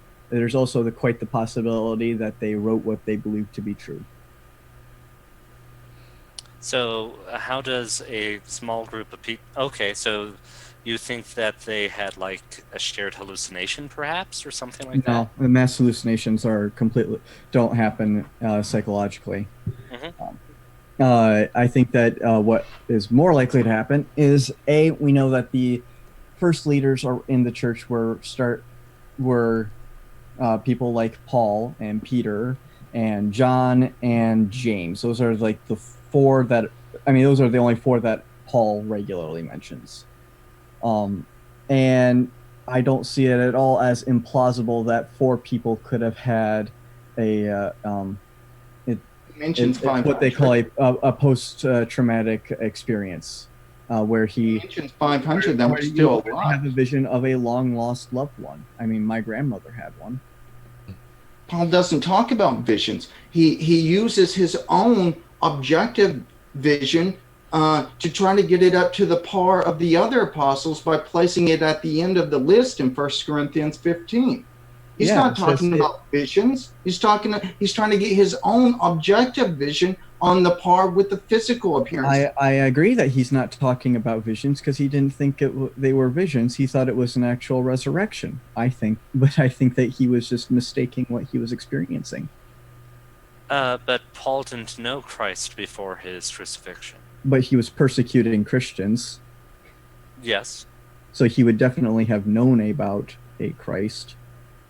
But this PTSD thing wouldn't explain his vision for Christ, would it? No, I could say it also coming about from the fact that he was also going around slaughtering a bunch of people and then had a psychotic breakdown from slaughtering everyone. And so you're psychoanalyzing someone 2,000 years ago. That is bad histography, for one. Weren't you psychoanalyzing the writers of the Gospels to try and argue that they were associated with Peter? Well, the church tradition of the 1st and 2nd century says that within 50 years. No, 2nd century. We have nothing from the 1st century that claims that. We don't have any written documentation, but we do have the church fathers talking about this. That there's a chain of witnesses that goes back. Everything we do know, especially with the church organization, all the corners of the Roman Empire, these people are communicating and passing along traditions, and they are making sure that there is a regular fide or a rule of faith going on, that there is a certain way, certain core doctrines are arising during this time. And nobody until the 2nd century, the late 2nd century, with the Gnostics, denied the resurrection. Well, the Gnostics were coming about actually at the end of the 1st century, and so were the Docetists. And the Docetists actually some of them were literally arguing that Jesus didn't even have a physical body. But so that's not completely true. But you're also putting a whole lot of trust and reliability on what the on traditions of the church fathers. Well, hold on. You're putting a whole lot of authority on your 17th and 18th Enlightenment skepticism, which has been thoroughly critiqued by the apologists at the time, when David Hume wrote his critique of miracles, there were apologists at the time that were writing critiques of his views. Yeah, name once I was referenced. I mean, the only time I actually could have plausibly referenced anyone like David Hume was when I talked about the problem of induction. That's where you get your these skepticism. people. That's where you get your skepticism against miracles, though. No, I don't have skepticism against miracles. They're perfectly plausible to a degree. I don't even have a problem with the idea of a naturalistic miracle, maybe God just uses specific events for something or whatever. I don't have a problem with it. You're skeptical against against God revealing Himself in the historical process, and I think if that's at least possible, we have to be open with humility to the evidence. I'm more skeptical of humans' ability to even discern if that is a thing. Well, I think you're skeptical of science and a lot of things. Why wouldn't you be skeptical of history? I'm going to give Chris a chance to respond. Forgive me for cutting in. Just want to let you know that I think okay. Unless there's a point that you're like really excited to bring up yet that hasn't been brought up, we'll probably let Chris give his response and move into the Q&A. Since the theists started, we'll let the atheists have the last word. Sounds good. Actually, I'm okay. I am very skeptical of history. I'm skeptical of most things.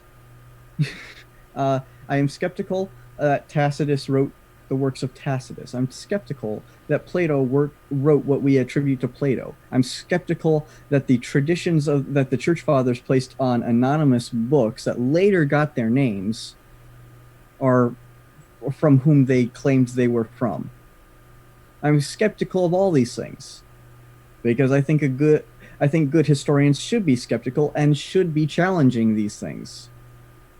And so, and the reality is that I also know that traditions are not always accurate. Lots of times they're not accurate, actually. And that we shouldn't be placing stock in some idea about the psychoanalysis of gospel writers based on men and women who never met them. We will move into the Q&A if you're finished there, Chris. Yeah. Okay, good. Just want to be sure. So we'll move into the Q&A. Now, if you have questions, we've got a good list, so thanks so much. We've got a lot of them, and we really appreciate it. And with that, we went a little bit longer than usual. This has honestly been a super interesting conversation, so I'm sorry to the debaters that we can make the Q&A a little bit shorter, since I know that you guys might have to go. Some of you have got more time. I'm all good. I'm good. I'm good. Keep all the Q&A. Okay. I feel like the Energizer Bunny. Let's keep going. That's good news. All right. Well, so first up, MrCookJr. Thanks so much for your super chat. Totally appreciate it. And he had said to suppose something possible is to take into account probability, including known occurrences. Quit attempting this dishonest questioning, Andrew. So we'll give you a chance to respond, Andrew. Can you please repeat the question one more time? Sorry. You bet. So from Mr. Craig Jr., to suppose something is, to suppose something possible is to take into account probability, including known occurrences. Quit attempting this dishonest questioning, Andrew. So the probability of something is totally is mostly unrelated to whether it's possible. It's totally possible to know if something is possible without knowing if it's probable or what probability it has. And if he knew me better, my dishonest questions would be one of the things he would ignore. I have far greater flaws. Gotcha. Thanks for I completely agree with what Andrew said there too. Thanks for your answer, and thank you for that question in Super Chat, Mr. Cook Jr. Movie Theory 1 says, an infinite regress would just be an actuated infinite number of moments that occurred in the past. And thanks for that Super Chat, Movie Theory. Andrew, my guess is this might be for you? Yeah, I think it was probably me because I was conflating it with always needing to ask another why. So the endless amount of justifications required for like a truth claim. So it's like, well, why is that a proper justification? Then you give an answer, and then it's like, well, why does that serve as a justification? So that was my understanding of like an infinite regress. So it just keeps going, and so there needs to be some kind of linguistic stopping point where we all just say, well, that's necessary, and we're not going to ask why, you know. So Yeah, I think it was directed to me because I made that mistake. So. Yeah, hence properly basic beliefs. Gotcha. Okay, thank you very much, and thanks for that question or comment, movie theory. And Mr. Cook Jr., thanks again for your super chat. He says, Andrew, which type of skepticism are you posing? Well, the type of skepticism that I think is the most rigorous is the stuff associated with the Pyrrhonian school. So Sixtus Empiricus and things like that, which is sometimes called radical skepticism. So that's what I was for a long time, and still have sympathies in that direction. Gotcha. Thank you very much, and thanks again, Mr. Cook Jr. We also, Richard David Sanchez, saw you sub. Thanks for joining the community. Glad to have you here, no matter what side you're on. So let's see. HistoryNet has a question for Biblical History Skeptics. So for Chris, since you're agnostic, depending on the type of day, how sure are you that Jesus was not who he said he was on a scale of 1 to 10? Okay, first, HistoryNet, you're funny. He knows I'm agnostic. He's just scrolling. On a scale from 1 to 10, that Jesus wasn't who he said he was. I mean, okay. This is one reason I also dislike, well, a lot of the things Richard Carrier does is putting arbitrary numbers on things. I don't think they're very good. I'm agnostic on whether or not Jesus is who he said he was. Like, I think he did proclaim to be the Messiah. I don't think he ever proclaimed to be God or anything like that. But yeah, Can we have like if we do 1 to 10, where 5 is philosophical agnostic on that. There we go. I don't guess we can ever have like a 10-second. We didn't discuss it beforehand, so I'll defer to the debaters, all the speakers, whatever you guys think. If you want to allow the other side to give a quick response on He wants to respond to me or whatever. Sure, quick. Okay. There's been lots of books that have Jesus proclaiming to be God in the synoptics, doing things that only God could do. At the trial, for example, in Mark 14, Jesus quotes he quotes Daniel 7 about the Son of Man coming down with the clouds of heaven, judging everybody. So. Yeah. Scholars, New Testament scholars, they concur that this is not just a mere person. This is a divine claim. He could forgive sins in Mark 2 and so much more. Yes, very quickly. You're being able to perform very, very special miracles, not very particular to Jesus. Only the circle drawer also claimed to be able to do that. And the Son of Man thing, I'm having debates over because I'm the son. I'm going to have to ask my friend Brack about this because he is an Orthodox Jew and specializes in Second Temple Judaism. But I'm not even sure that Son of Man is referring to God. Divine being, sure. If he was saying that he was divine in some, like a divine being of some kind, sure, I can see that. The Messiah is divine, but... Read Daniel 7. He's placing himself with an equivalent to God. Okay. Andrew, I can give you a chance to respond if you want, Chris, but I just want to, I think No, it no, no, might be yeah, keep going with the questions because I know you're on a schedule. you bet. And Josh, I think your mic might be a little bit like it's kind of crackly. If you're able to check on it, I hate to point that out, but it's just it's to me at least on my side is like loud. Sorry, buddy. So next question. Let's see. History Nut. Oh, got that one. This is a new one from History Nut. So he said, question for Josh. You are aware that Matthew and Luke used Mark as a source, right? Yes, I am. And they also use other sources. For example, they Q, and not just that, they have other sources which Luke specifically says in Luke 1, verse 1 through verse 4. And there's a lot of evidence in church tradition that Luke uses other numerous sources and was the author of Luke Acts, that compilation. In Acts 16, starting with Acts 16, he starts witnessing many of these events. I could go on, but yes, I am aware of this. I studied this. Gotcha. Next, we have Andrew M. Shepard. Oh, that's coming up. But we have James Downard asked, question for all to answer. In what year was Jesus born according to Scripture, and when did the Jesus Messiah overthrow the Romans as the prophecy required? Well, I'll start by saying I have no idea. So, get next. Sure. Assuming that the Star of Bethlehem was a specific conjunction, it was born around 3 BC.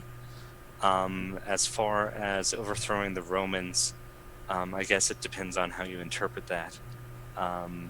It definitely occurred when Christianity became the official religion of Rome, and that's my answer to that.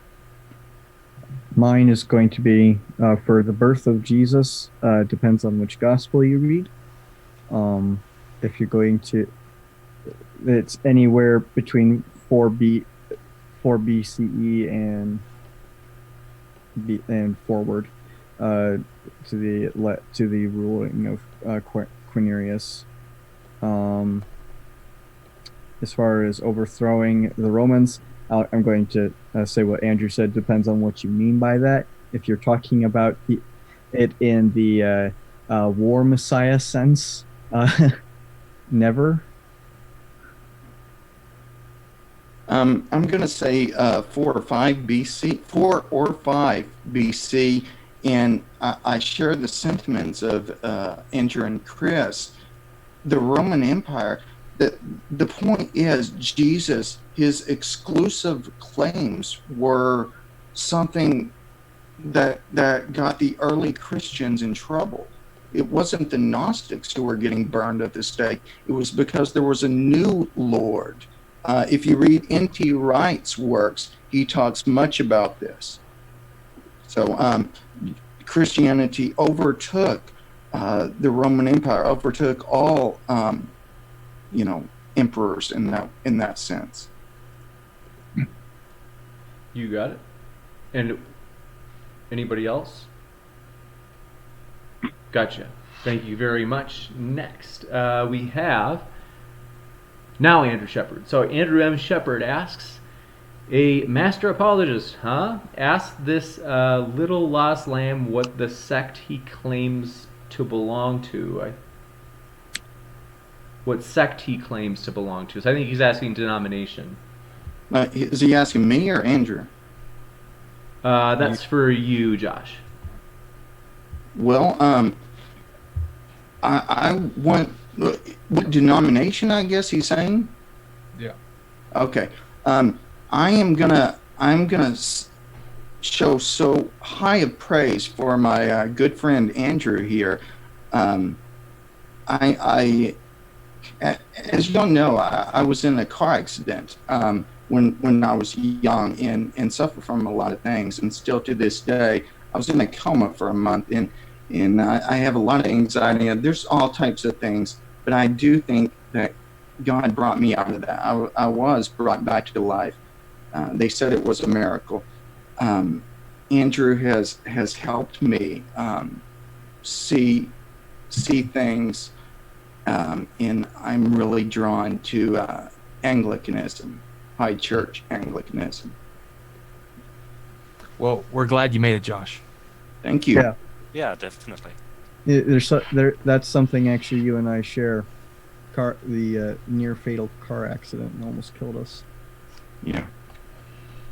Well, thank you for all of your answers on that. And next question, James Downer, it is. All right. He said, I have to ask again, based on the Bible, is slavery okay or not? And how can any laudable morality rest on an answer of yes, the Bible was okay with slavery?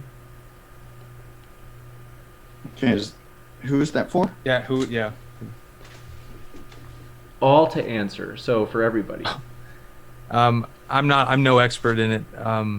I just know, I know the abolitionists also tried to use scripture, a lot of New Testament stuff to abolish slavery. So it's kind of convoluted and ambiguous, but I think that, I don't know which one it is, but it's like there is neither slave nor free, nor Jew, nor Gentile. They're all one in Christ. That's the one that pops into mind. That's like, oh, maybe slavery isn't good anymore. But I have no idea. If I can go, Paul said that numerous times. There's neither slave nor free, neither male nor female, neither Greek nor Gentile. I'm paraphrasing, of course. Yeah. If you look at the book of Philemon, that has had more impact on civilization than anything.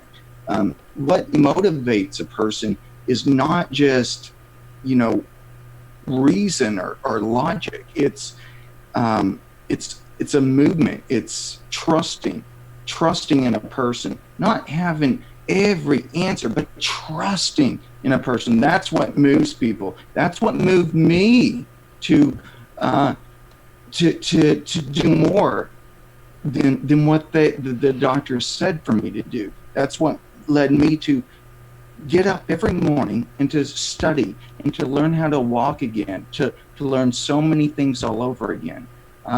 It's because of Christianity that the university system started, that science started, that slavery was abolished twice. It's because of Christianity that those things happen.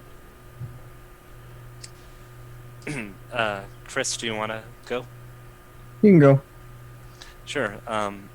All I would say is that if we're going to interpret Scripture, we have to look at the context of the religion that interprets it, which means that we have to go back to how the early church fathers and the primitive church looked at it.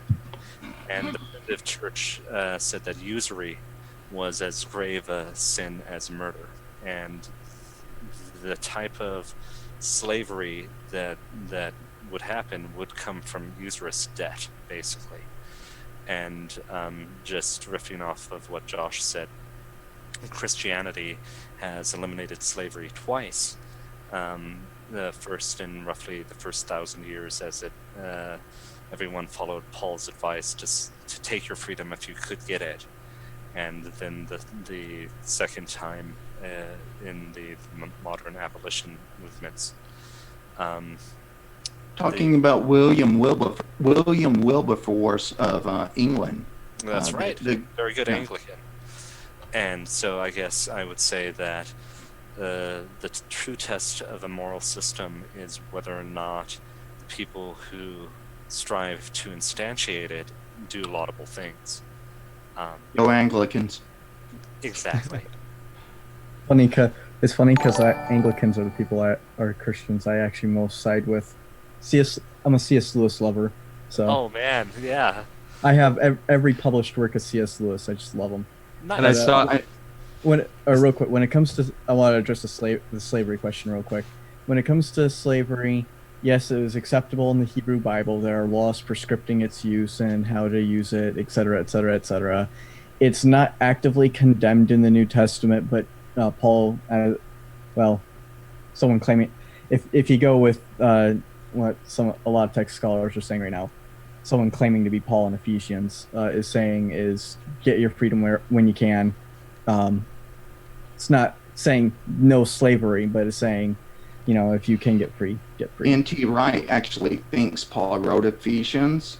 Yeah, I know N.T. Wright does, and I know of like 4 or 5 others that do, but it's not a very large majority to my knowledge. There is still a lot of debate over Ephesians, though. I wish we would have brought, talked about slavery more. The church, it was regulated in the Old Testament, but just as science progresses, theology progresses. I think God inspires us through this science and through other ways of learning. Why can't he do that with theology? There's something called progressive theology, which C.S. Lewis, N.T. Wright, a number of other people would affirm. And I think God reveals things to us through that process. Also, there's another aspect of that question that I don't think we answered, and it had to do with could it be like part of a moral framework or something like that? James, can you go through that again? The question from Surus? I don't know if I had one from Surus. It was over slavery. I did have one from James Downard. Was that the one that said? Or okay, yeah, the one that was on slavery. Yeah, he said, based on the Bible, is slavery okay or not? And how can any laudable morality rest on an answer of yes, the Bible was okay with slavery? Yeah, it's a double question, but yeah, that's the part that I don't think was answered yet. I think that question, I think people's understanding of the Bible, that we view the Bible as the revelation of God that's incomplete. We also view church history as very significant in God revealing himself through other things, through the historical process. I don't see why God can't reveal and teach us that slavery is wrong. After all, it was the Christians, the Western Europe, that abolished slavery. And it's also God that said slavery was right in the Old Testament. Compared to the other tribes around, that you put regulations on it, God accommodated himself to the people's mindset then. One person once said to me, why couldn't God just condemn slavery? Well, he worked on changing a person's heart, not just accepting mere logical propositions. If you want something to change, you have to change a person's will. William James wrote something called The Will to Believe. Doing something, action, takes more than just logic. It takes the heart also. If everybody had a chance to respond, forgive me, I'm sorry, I'm like also quick copy and pasting questions in the list. But if everybody had a chance, did everybody? Yeah, go ahead. Yeah, let's just keep speeding through those questions. You bet. So I don't know if we're going to get through all the questions. We're going to try, but so we can. Well, I'm going to try to move faster, and then like the more short and pithy your responses I'll try to talk less. Okay, so it's time for us to start talking like rapid fire, guys. Like you're on 1.5 speed. So movie theory. Thanks for your super chat. Said, I'm still not sure how other religions have as much evidence for their miracles as Christianity does for the resurrection argument Josh mentioned. I don't know if... So, do you guys understand that? Or I'm not sure if that's a question for us. I don't know how it's supposed to work. I mean,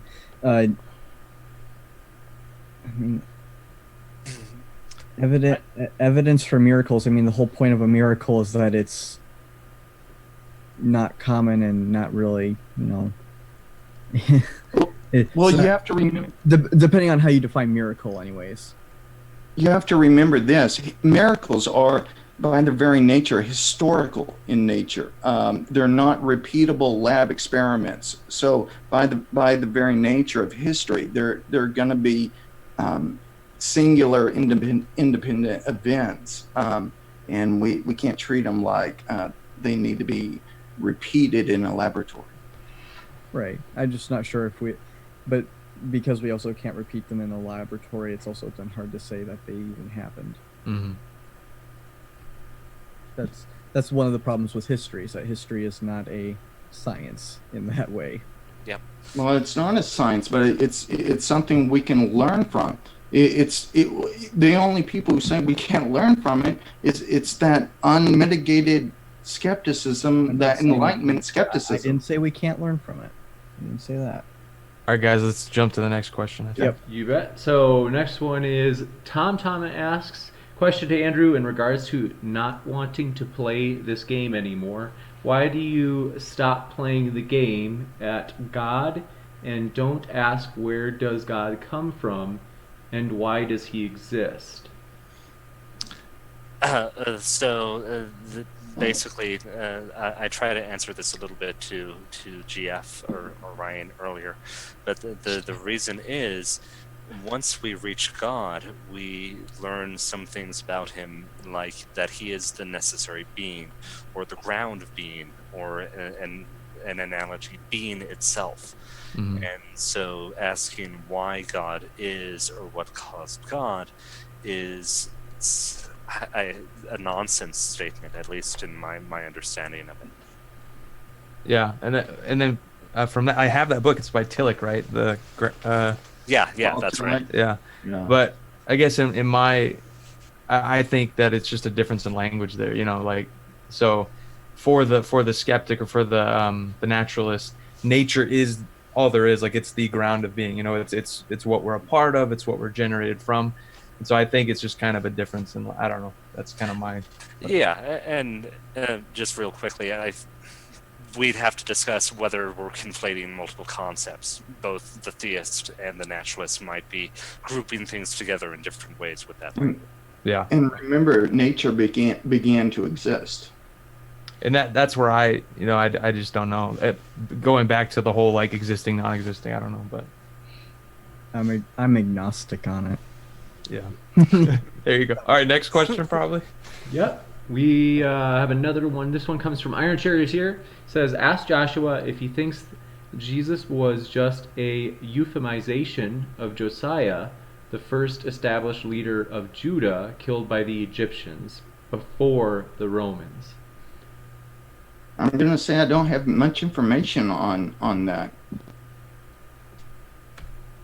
Gotcha. Yeah, and I'm going to say no. Gotcha. Thank you for your answers. Thanks for your question, Iron Charioteer. Lucifer Maybe Almighty. it was Richard Carrier. Richard Carrier posing as Iron Charioteer. Let's see. Lucifer Almighty asks, for Joshua, can he demonstrate objective morals must come from a God and can't be explained naturally at all? I've been reading this book, Praise and Warrant, by the late Daniel Robinson. He was a one-time professor at Oxford. He just recently died. I emailed him one month before he died. I didn't get to know him. He was my favorite scholar of all time. To make natural laws important that ought value, it has to be something that transcends our mere cultural milieu. It must be something that is not that shows us that we have objective dignity and worth, and that we ought to rescue someone. We ought to help someone, go the extra mile to do something, because we have this moral law that's pulling us in that direction. That's how we know we're created in the image of God. So no. Gotcha. Next, we have, thanks for your answers, thanks for your question. Tom asks, question for Josh, how can an individual like the Apostle Paul have an objective vision? Well, it wasn't a subjective vision. There were subjective visions that kept going on in the church, but he said his his had extra physical characteristics, as it's showed in the book of Acts. by Paul putting his appearance at the bottom of that list in 1 Corinthians 15, 3 through 8, I believe. He's trying to give an argument for his apostleship. So he thought it was not, I don't think he thought it was a physical appearance, but he thought it was an objective vision from God, which other people that were there could, saw the sunlight or saw something and heard something also. That doesn't mean it's just in your head. That's what Luke reports. Oh, okay. I might have missed something there, but like, didn't it say in one of them, like the people who were with him didn't see, but they heard or something?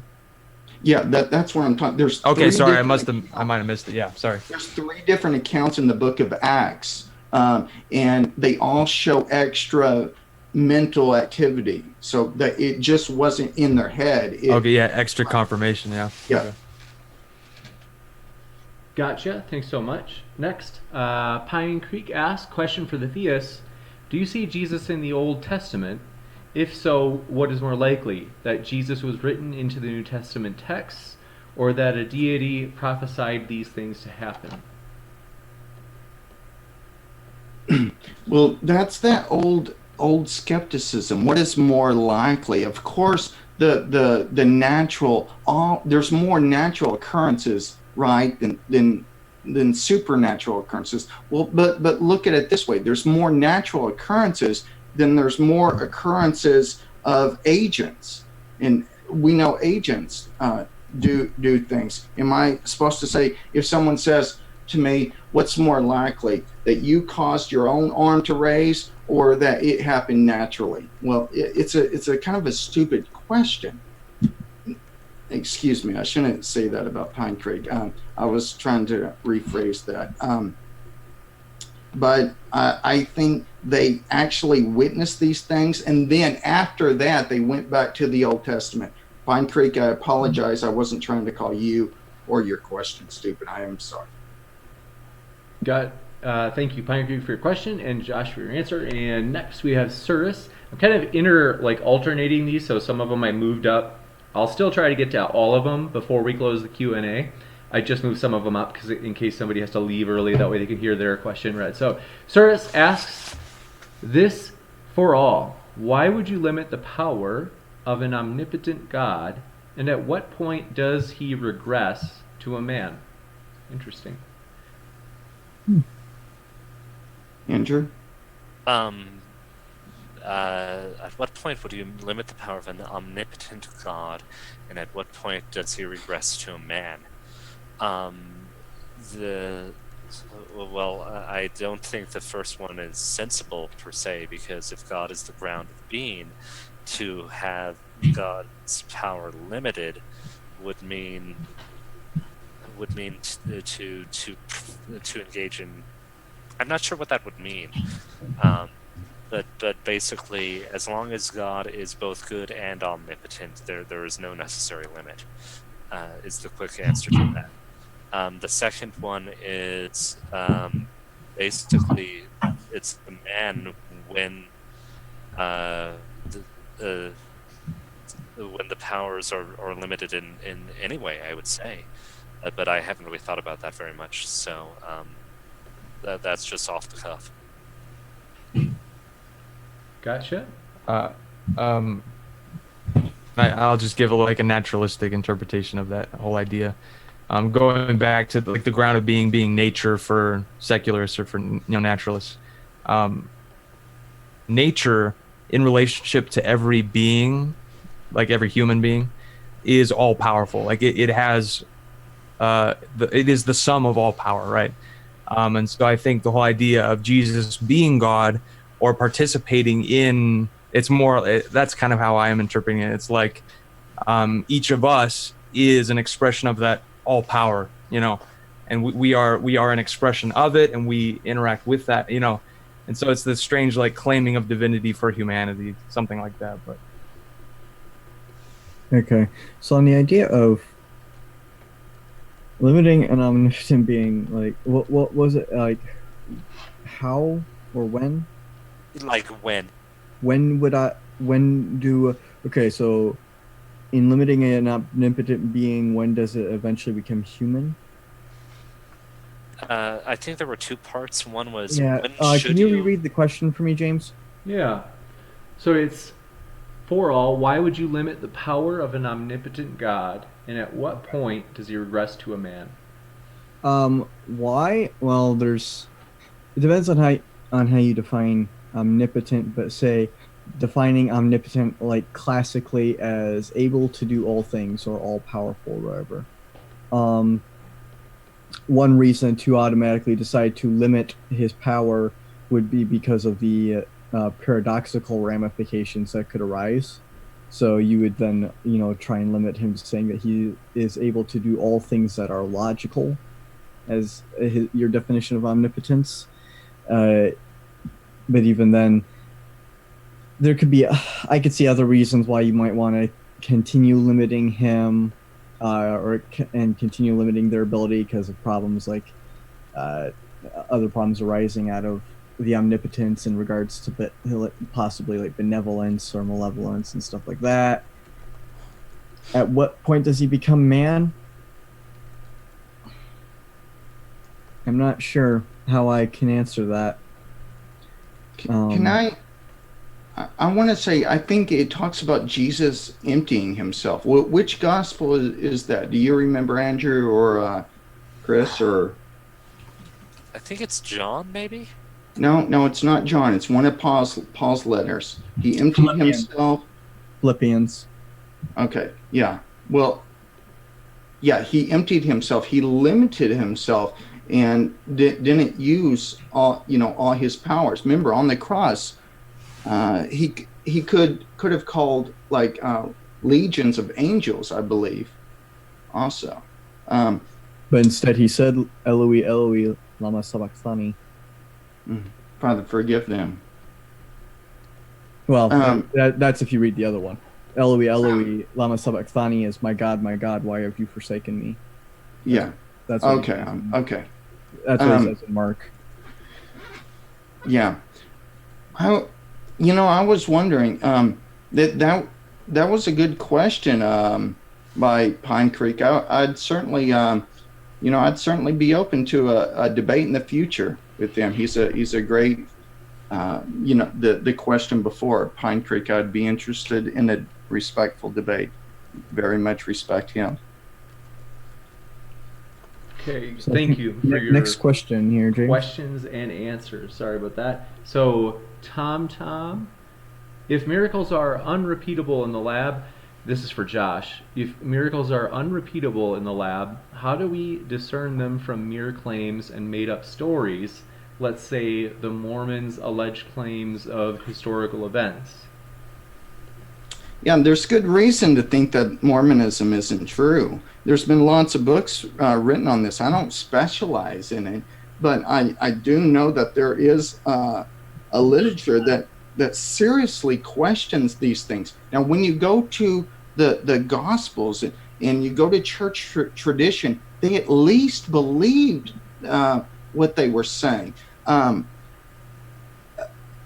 Also, the empty tomb, the post-mortem appearances, which we really didn't talk about, or the very origin of the Christian faith. There were some other arguments for Christianity that I didn't go over. But as for miracles, I think these undesigned coincidences, like Lydia McGrew, who has written a book on this, these undesigned coincidences in the Gospels, have the earmarks of them being authentic miracles. When you do a proper historical investigation, these aren't just miracles out of the blue, but they come at the climax of Jesus's own parallel life of divinity. I remember I have a quote here from Wolfhard Pannenberg, and that's exactly what he says also. Gotcha. Thanks for your answer. Anybody else? Okay. So next one, Tom, I got that one. So got Sirtis, thanks for that. And Pine Creek asked, question for the Christians: Besides Paul, can they name one person who identified themselves in the first person and wrote themselves that they saw the risen Jesus?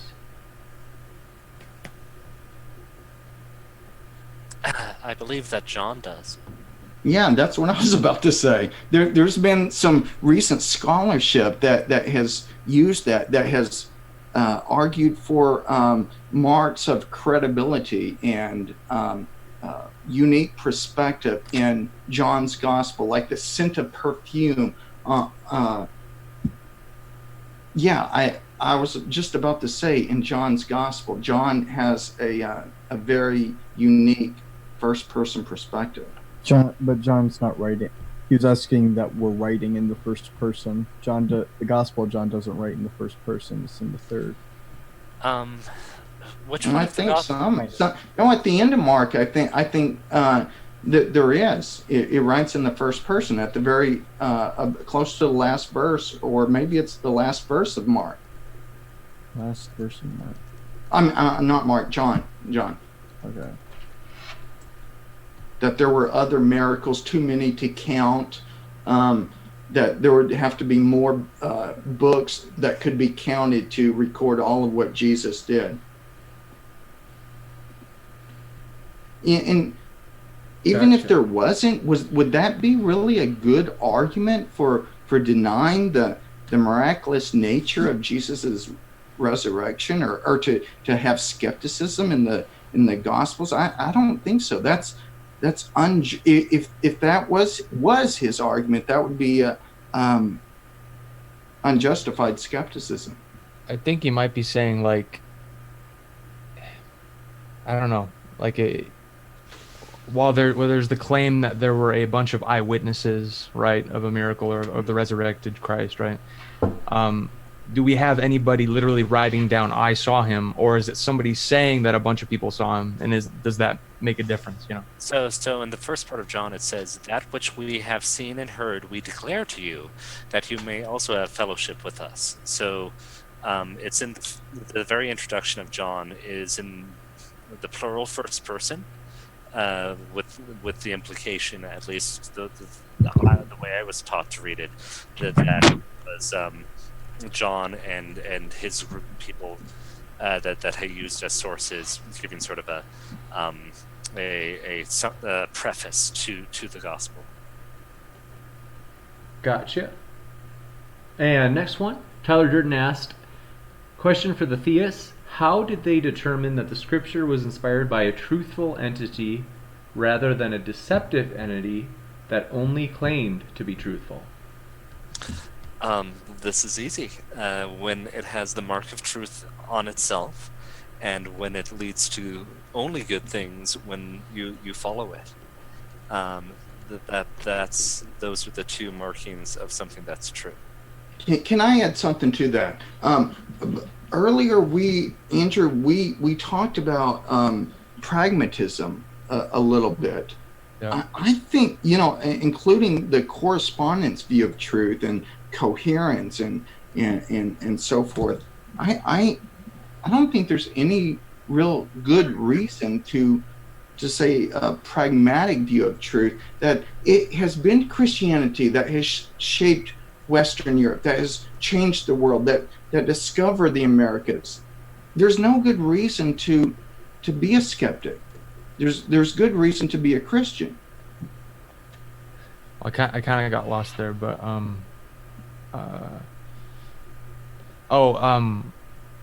okay, yeah. So Andrew's response was it's true in the way that when we follow what it says, only good things come, right? Or it fulfills its promises, right? Is that kind of? Yeah, exactly. It fulfills its promises, and then when we look at it and really struggle with it, we can see how it's true using our cognitive abilities. Okay. So, that's the point, and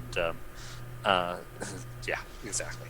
Yeah, And I think it really just depends on what. A lot of this is going to depend on also just what theory of truth you're abiding by. I'm not a pragmatist. I actually more tend to lead towards a constructivist theory of truth. So Okay. And I think we have to do a combination, but yeah. the pragmatic people tend to sometimes downgrade that.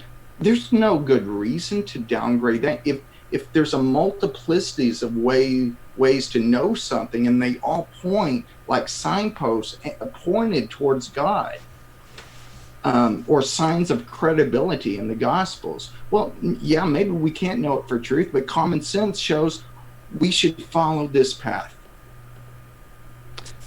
I'll also kind of add to this pragmatic view of it, that Buddhism prescribes like an eightfold path to escape suffering, to be liberated, and I would argue that there are many Buddhists who truly have walked that path, and it has confirmed the truth of Buddhism for them.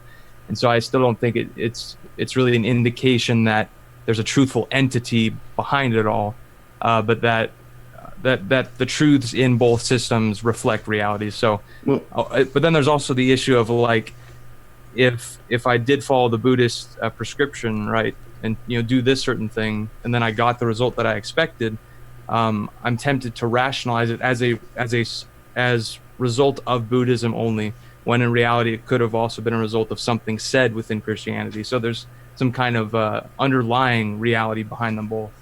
Yeah, I'm not saying that there aren't good things in other religions, but like when they deny the crucifixion, like Islam, or when they, haven't moved mountains, or, done the world so many things, like invent science, start the university system, et cetera, Buddhism is a piece of the pie pointing to a larger truth that's found in the person of Jesus.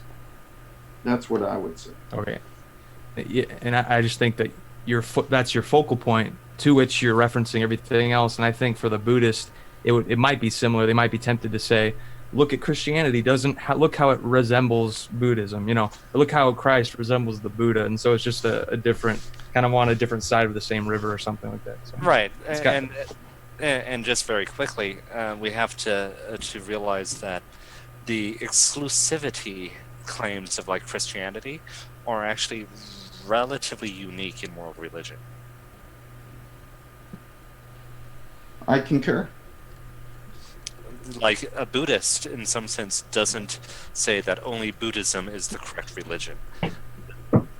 That they're trying to solve a very concrete problem of how to escape suffering. Yeah. And I would say, where was Buddha when the university systems were being founded? Where was Buddha when slavery was being abolished twice?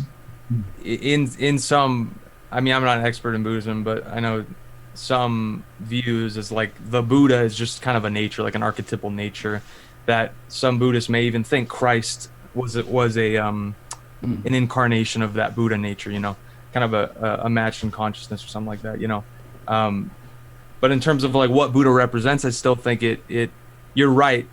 I read somewhere where like the reason why the West excelled, I don't even know, like the Eastern proclivity to detach from the world prevented it from excelling as much as we did with science and everything. But I don't know. And Rodney Stark, for the listeners, Rodney Stark has went over this a bunch, and I've read probably 7 or 8 of his books on this. Gotcha. You bet. Thanks very much. Yeah, let's move on.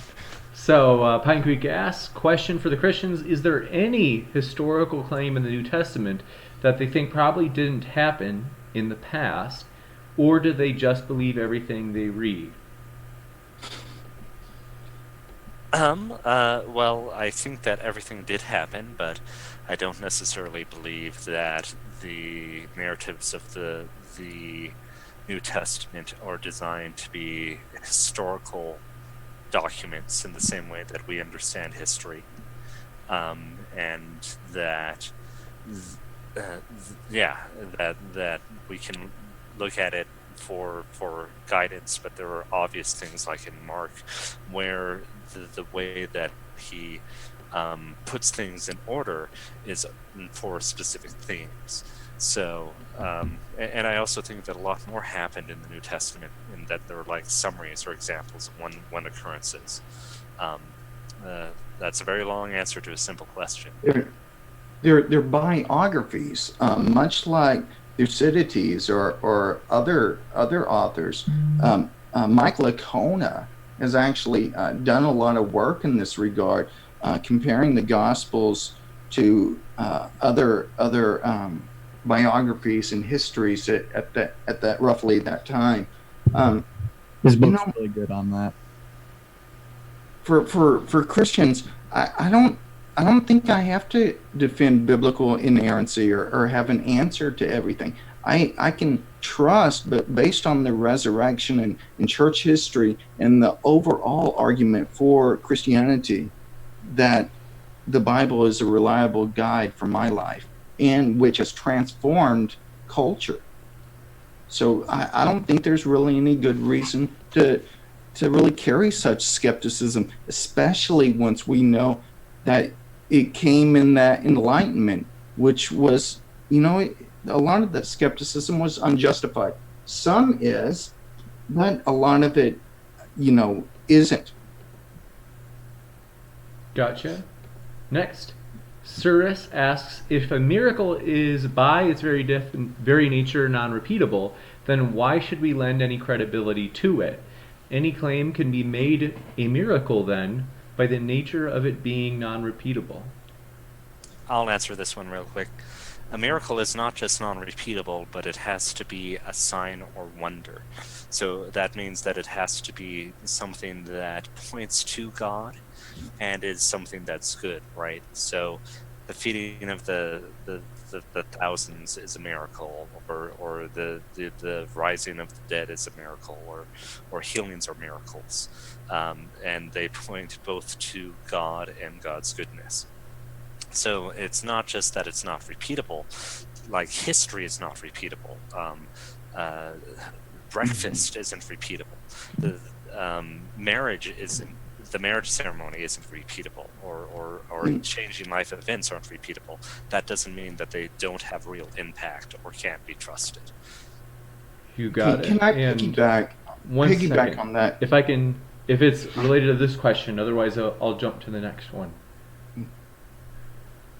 Okay. What I just want to say ahead. is the verification principle, again, that I brought up, sees things, if they're only meaningful if you can understand them through the five senses and current in your immediate perceptions.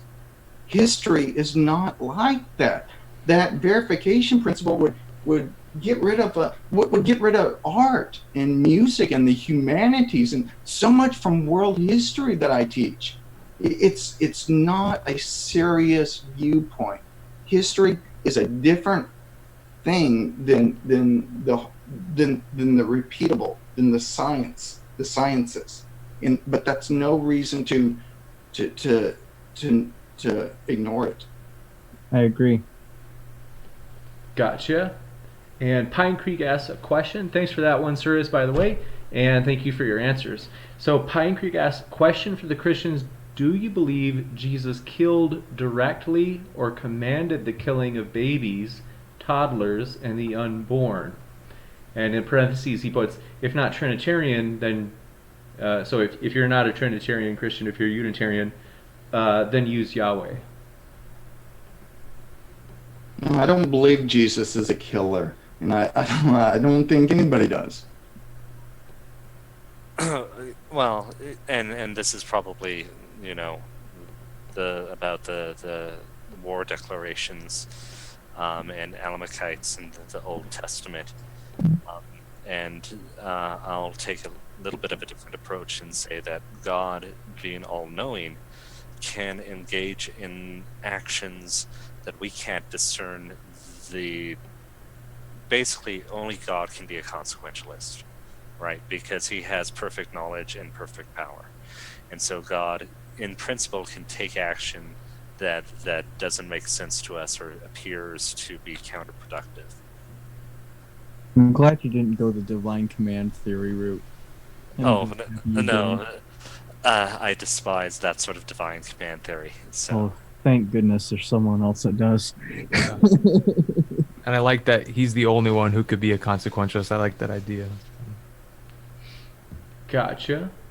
And with that, I know that there were a couple of questions that we didn't get to. We were kind of a little bit past the Q&A. So forgive me for that, just to kind of respect everybody's time. We went a little bit longer than expected. But as mentioned, thank you for your answers. And Pine Creek, thanks for your question.